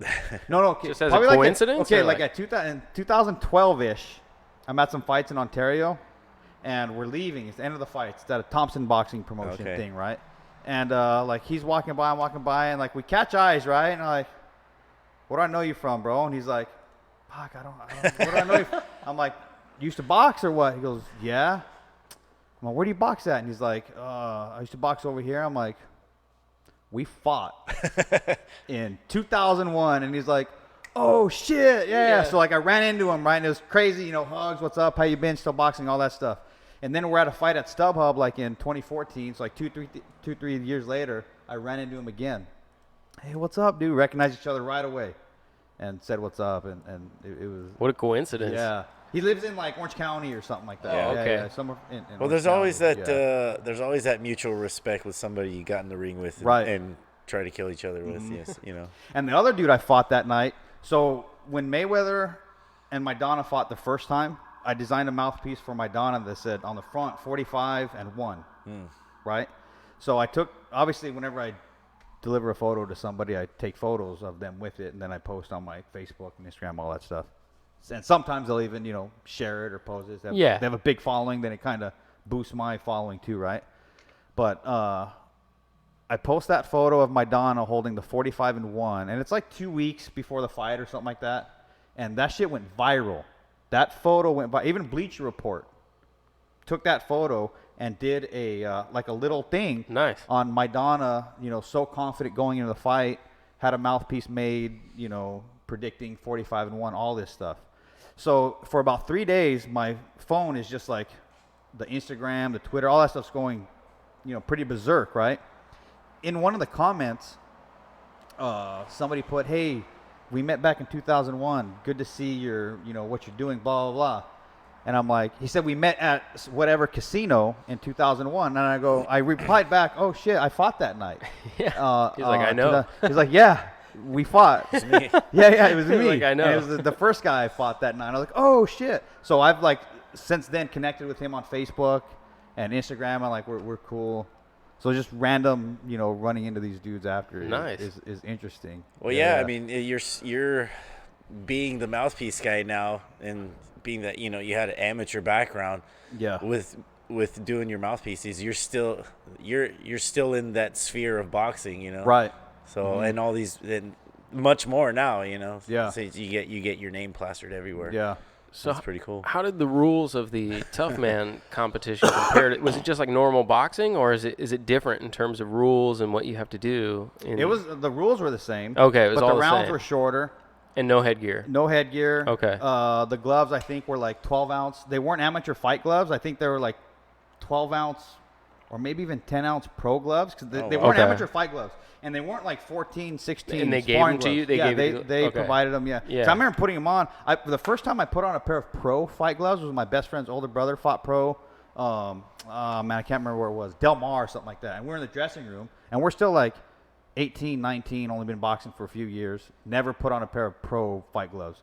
So we put on his 8 ounce gloves. We're like, oh my God. There's nothing in There's here. nothing there. It's just straight knuckle. Especially the 8 ounce, right? Yeah. So that fight, I remember being like, dude, these are not sparring gloves. They're not fight gloves, but they're not sparring gloves. Yeah. And they didn't have the white knuckle. But the rules were the same. Okay. But most of the competitors at that time, some boxed, some didn't. Both two dudes, I don't know how it worked out, but both the two dudes that I fought boxed also, had boxing experience. Yeah. You know what I mean? But a lot of dudes were just off the street. Yeah. So you see, they're see just a lot of getting blasted, windmills. yeah. I see a lot of windmills. The video you posted was back and forth. I mean, it was hell for like a minute there. Yeah, just throwing blows. Yeah, just throwing bombs back and forth. So. And I've always tried to box and move and There's no boxing in that. Yeah. I was actually just the commenting to someone the other day that for some reason I feel like boxing more than any other sport, or MMA more than any other sport, people just have this perception like they could do it. You know what I mean? Like I never watched the NBA and just go like, oh yeah, I could play basketball. Shoot threes. You know what I mean? Yeah, Yeah. I could do what those guys are doing right there. But for some reason, the impression I get is that people watch boxing and they feel like, oh, I could do better than that guy. Oh, Yeah. Right? Like, you know what I mean? Like, Yeah. what are you talking about? Like, these people. I think you see it, go watch a bare knuckle champion go in his first professional boxing match on the Right. thing. You know what I Yeah, mean? it Like, gets it's embarrassing. whooped. Yeah. Like, it's like, I'm not sure why that perception kicks in when it comes to You know what's funny? fighting. Right. I get into, not so much anymore, but, for years, always get into these, I'll call them debates. But they're fucking arguments, right, with boxing versus MMA. Especially a few years ago, maybe 6 years ago, when MMA was really getting super popular. Maybe I would say probably around 2010. And then when boxing was kind of at a low too. Yeah. So always all these arguments, MMA is so much harder and all this stuff, right? And I'd always come back to my argument was, okay, check it out. There's an MMA gym on every corner now. Yeah. Okay? Yeah. And they're packed. Okay? Constantly. Yeah. The reason, and maybe some people, MMA fans watching, they're going to hate me, but fuck it. MMA is an easier sport. Because whenever the going gets too tough, you can quit. right? You can tap out and call quits. If you get dropped in an MMA fight and somebody gets on top of you, before they really start to do a whole lot of damage, fight's over, right? Yeah. Where boxing, what happens in boxing? You get dropped, you can be out, but if you get get back up and you go before again. 10, they'll let you take more. Yeah. You know what I mean? I agree in the sense that in terms of danger, studies that have been done, Yes. studies that have been done, including I think one at the University of Canada a few years ago and things like that, boxing can be a more dangerous sport than MMA. The injuries that you sustain during MMA are more severe injuries on your person, but over a long term, boxing is more dangerous, and part of that is because of the repeated blows to the head. There is no ground game portion of it, so everybody's constantly trying to hit you in the head. So part of it is repeated blows to the head over long periods of years as a professional where you're taking shots to the head. But also the expectation that, you know, when you are injured or concussed, you continue. Right? So in boxing, when you experience a concussive blow, so, you know, when your brain essentially hits your skull and you're at that point, you're expected to get up and continue. And you will take punishment beyond what you generally would in MMA where something goes down. So where you're seriously injured, but you continue to sustain damage. So I think there's arguments about boxing being the more dangerous of the two sports. Well, how many people die in boxing a year? And that's another thing that they point to is the fact that more people actually die boxing. I think there's been one in MMA like in the last 10 years, something like that, from MMA. Yeah, fight. I mean, we on one of our podcasts this year already did posted a thing for someone who died. Really? And then who won? He won his fight and died. And then wasn't there a guy who did MMA for a career and then switched over to boxing and heavyweight and then just got knocked out and died? I didn't hear 6 that. months? Yeah. About? Yeah. I didn't hear that one. Yeah, some heavyweight guy. So, I mean, that's it's a dumb argument, I think. You know, each sport has its place. MMA has aspects of boxing. Boxing doesn't really have aspects of MMA. They're two different art forms. But I like boxing better. Yeah. I think boxing. I think we all do, and that's why we're Yeah. You know, and then as Mayweather showed, you know, especially when Mayweather and McGregor fought, you know, even though that was, you know, that's just a money fight and promotions and this big circus.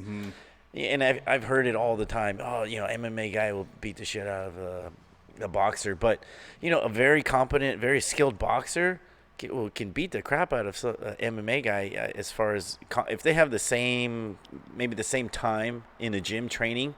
You know, because a boxer will be quick and decisive with two hands, whereas the MMA guy is like, should I kick? Should I take him down? Block? What do I do? But anyways, I find boxers to be quicker on the draw. You know, because with the two hands, they're a lot quicker. They're having to hone their skills and their reflexes and everything to, like you said, just the two hands, right? So it's like a super sharp sword versus a bunch of little daggers. Now, granted, don't get me wrong, MMA dudes are ultra super badass. Oh yeah. I just think in general it's an easier sport, and I think more people do it, more people sign up for MMA versus boxing. But like you said, the injuries and stuff are different. So, it's still a tough sport. But I think people also take for granted the footwork that boxers have, thinking that MMA guys have better footwork just because they have to avoid kicks. Right. But boxers, I mean, they have some of the quickest feet around and some of the angle changes they do.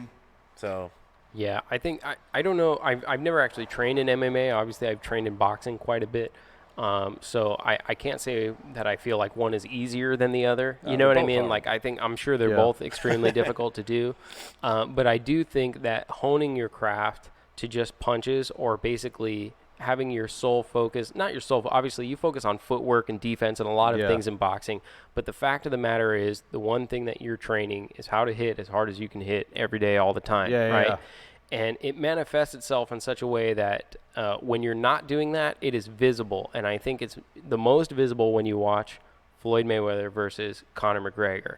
Everyone said going into that, all it takes is that one left hand from Conor. Right? He's so powerful, has tremendous power. He's bigger than Floyd. All it takes is the one left hand. He landed a left uppercut like in the first round of that fight, clean, and Floyd Mayweather didn't even blink. And I think when you watch the fight, it is evident that Floyd's shots are stronger, even though he's not a devastating puncher, right? It's just evident that he's throwing more powerful punches. And that's not saying anything negative about Conor McGregor. It's just saying the man has practiced throwing punches for his entire life. You know what I mean? Like, that's the only thing that he has practiced. And I had arguments or debates, like you said, debates leading up to this fight with people who I know, saying that if you think that Conor McGregor just hits like wildly harder than Floyd Mayweather, I think you're mistaken. Yeah. You know what I mean? Just because of like you said, it's a craft that he's been practicing. Well, having punching power in MMA versus having punching power in boxing, it's different. You can tell. Yeah, it's evident totally that it's different. It's Yeah. evident that it's different. And that doesn't mean that, and for anyone watching who's a fan of any MMA, it doesn't mean that I think any boxer could kick any MMA guy's ass. It depends on the circumstances of the fight. Anybody says that, that's a dumb Yeah. It depends on the circumstances of the fight. In a boxing ring where you have a trained professional boxer who has done nothing, particularly one at Floyd Mayweather, who's been a standout at every level of his career. Yeah. He was a standout amateur Olympian. He's a standout at the professional level in terms of competition, what he's accomplished. To think that somebody who doesn't have that kind of practice at the craft is going to come and just out-punch him is kind of like, come on. The dude practices throwing punches since he was a little boy, right? Has been an Olympian, all these different things. It was just that doesn't mean I think he can step into the octagon and fight Conor McGregor and would win. You know what I mean? Let's hope not. He doesn't think that. But only if there's no kicks, no elbows. Even then, maybe not. No takedown. Yeah, What was no that? takedowns. Had all these No ground game, no rules. ground pound. Yeah. So Even then, he it's might be in boxing. trouble. If they were boxing in the octagon, then. Once you introduce the grappling, Yeah. it's kind of all out the window. You know what I mean? So you don't know at that point. But Yeah. Kind of like when James Toney Against fought Randy Couture. Randy Couture. Yeah. Randy didn't waste no time. He went straight yeah. for the ankles. That was a funny fight. Right out the and then gate. you see Yeah.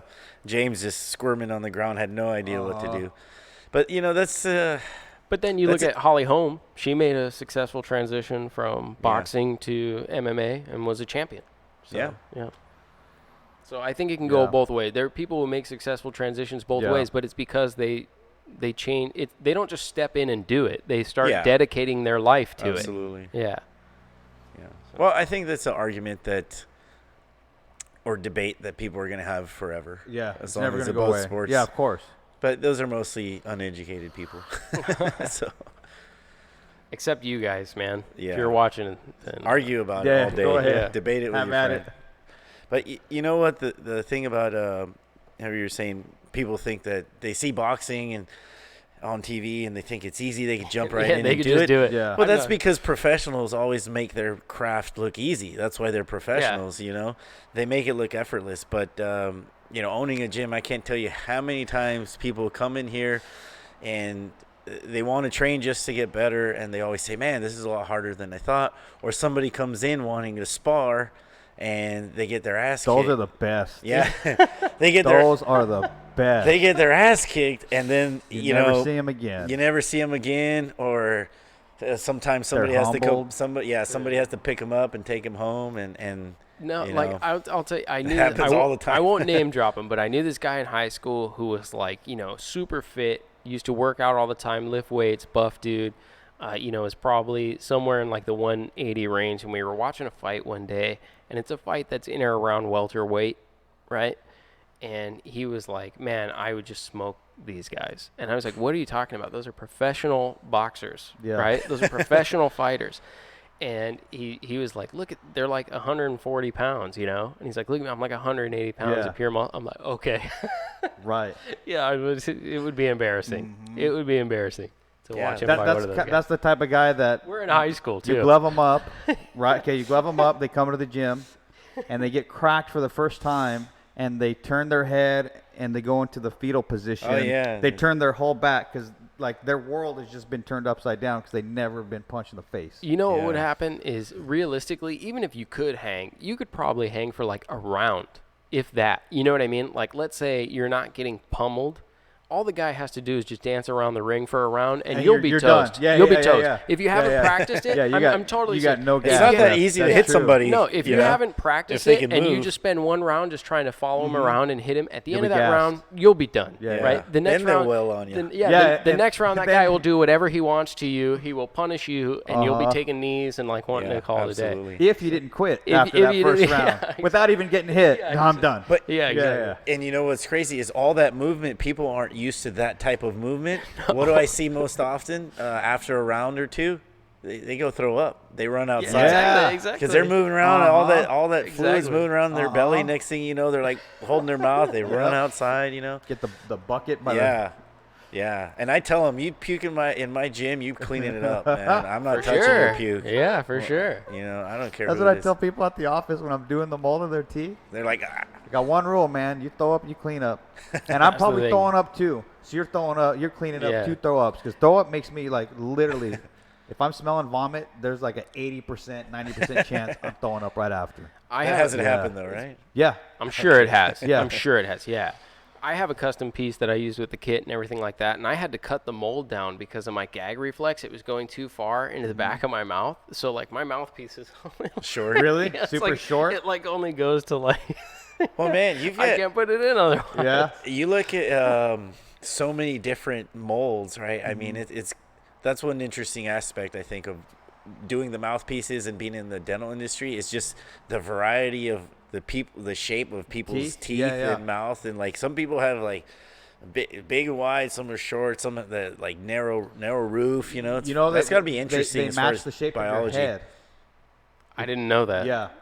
And in the dental books that we used to study, it shows, I think there's like 7 different shapes really? of teeth. And there's 7 different shapes of the human head. Oh wow. Yeah, like square, ovoid, square, ovoid, crazy. round. Yeah. So what happens is the tooth, let's say mainly your anterior teeth, say your centrals, your front 2 teeth are going to match the shape of your head.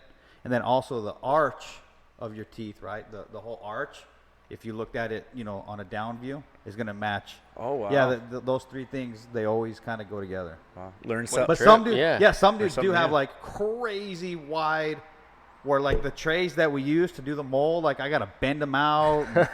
Yeah. You ever get one back from the kit and you're like, it's from the Predator or what? Dude? You're like, well, man, I can't make one for you, buddy. I've seen and even before doing mouthpieces, I've seen so many, That's crazy. messed up teeth where I don't. You don't even notice anymore, huh? Yeah, but I mean, don't get me wrong. There is ones where I'm like, damn. Or what's gnarly is when somebody comes in to get fitted, and in my head I'm like, dude, you need a cleaning. Yeah. You need a deep cleaning, bro. They I put don't say nothing. when I they don't take the wanna- mold out, there's like food chunks in it. Well, so we avoid that by making them brush their teeth first. But when what about this? When they brush their teeth and there's still like, not food chunks, Oh, right? man. But just like built up tartar. Yeah, like tartar and stuff. Yeah. Yeah, and I feel like sometimes it'll be young kids, and I feel bad because obviously nobody's teaching them, Yeah, exactly. proper, To go in oral hygiene. Yeah. And that stuff, believe it or not, that stuff affects your overall health because when you have all that bacteria building up in your mouth, you swallow it. Yeah, that makes sense. So you're digesting all that bacteria on a 24/7. So when you see people with really, really, poor hygiene, it affects them. They don't know it. I believe but it. it affects their health. Yeah, I feel bad for them. Yeah, we've seen some pretty funky teeth. Some pretty gnarly teeth. Yeah. Yeah. One last thing. Your mouthpieces, they translate into other sports, right? Football course. or Yeah. any sport that somebody needs a mouthpiece. Yeah. Right. Yeah. And the styles vary. Yeah. So like, let's say you box, you're a heavyweight, and let's say you play soccer. Yeah. You're a 14-year-old kid that plays soccer. You don't make the same mouthpiece for the heavyweight boxer that you do for the 14-year-old soccer player. You make a different style mouthpiece. So you can do like uppers and lowers or like all that stuff, or No, is it's it all all it's all upper. It's Okay, all upper cool. only. That's the most comfortable.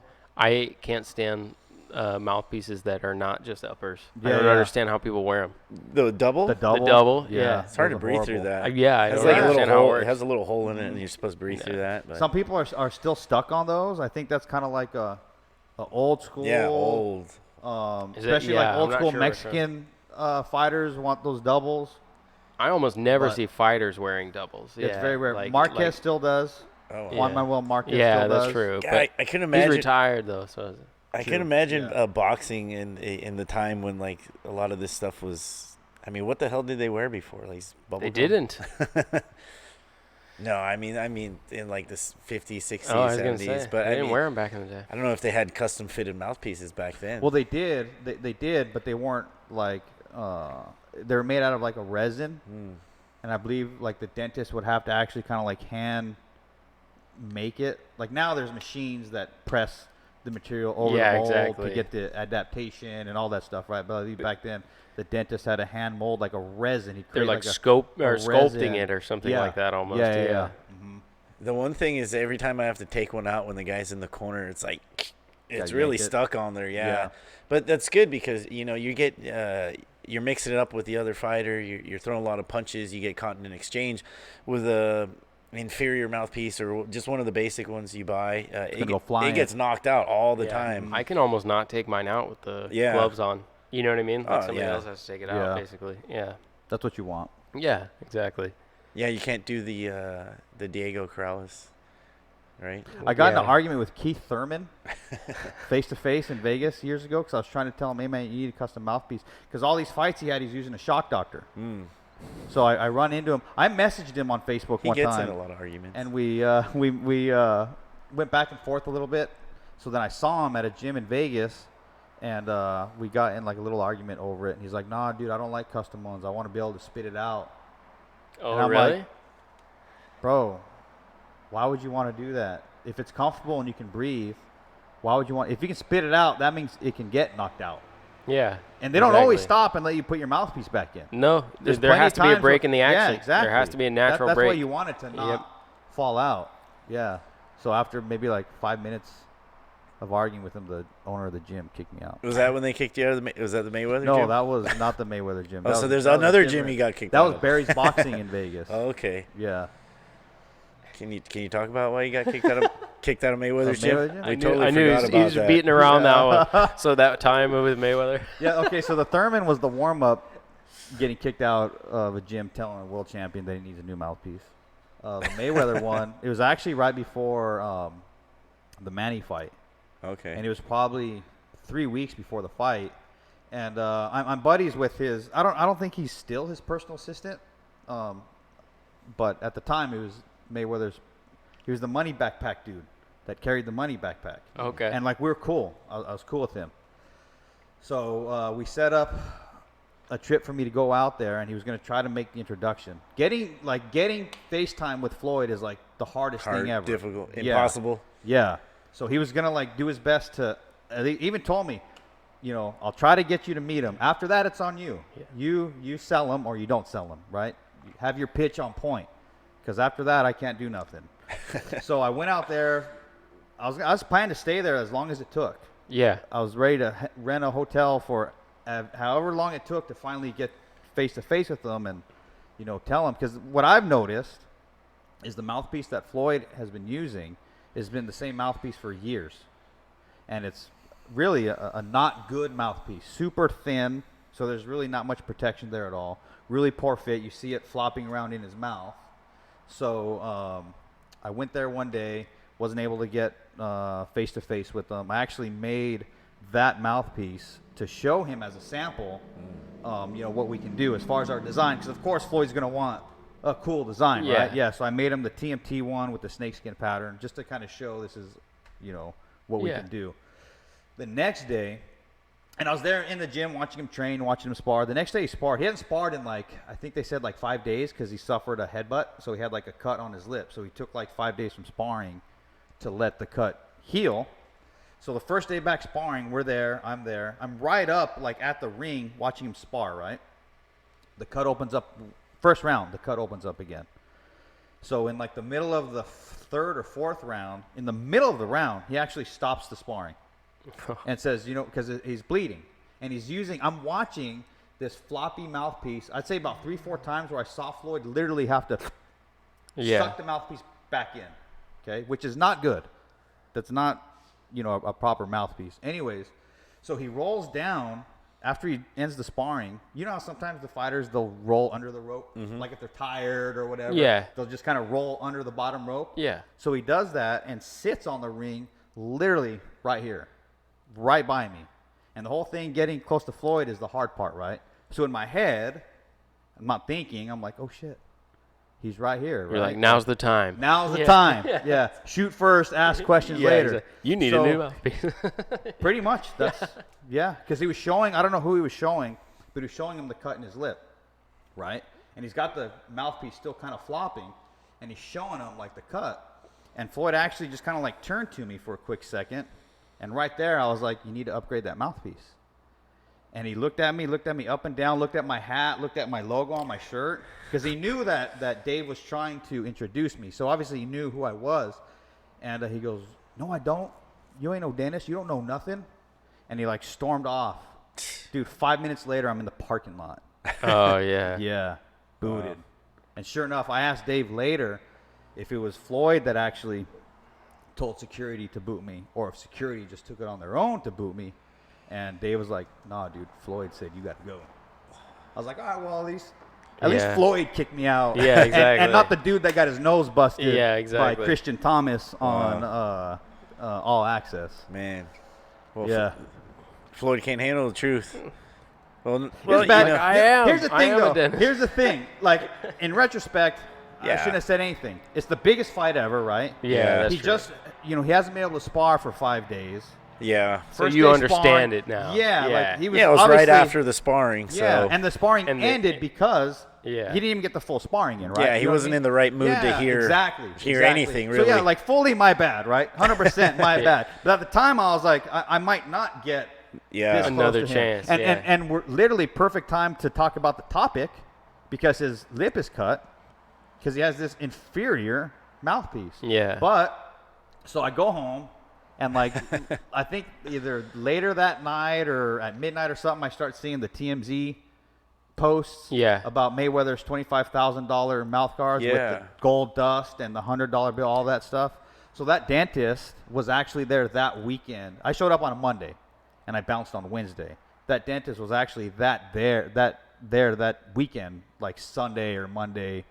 After you, right? Before me. Oh, before you. He was just there, yeah. Oh, okay. But what's funny is, so if this dentist makes these great mouth guards, $25,000, why wasn't Floyd using it that day? Yeah, that's a good point. Why didn't he use it in the fight?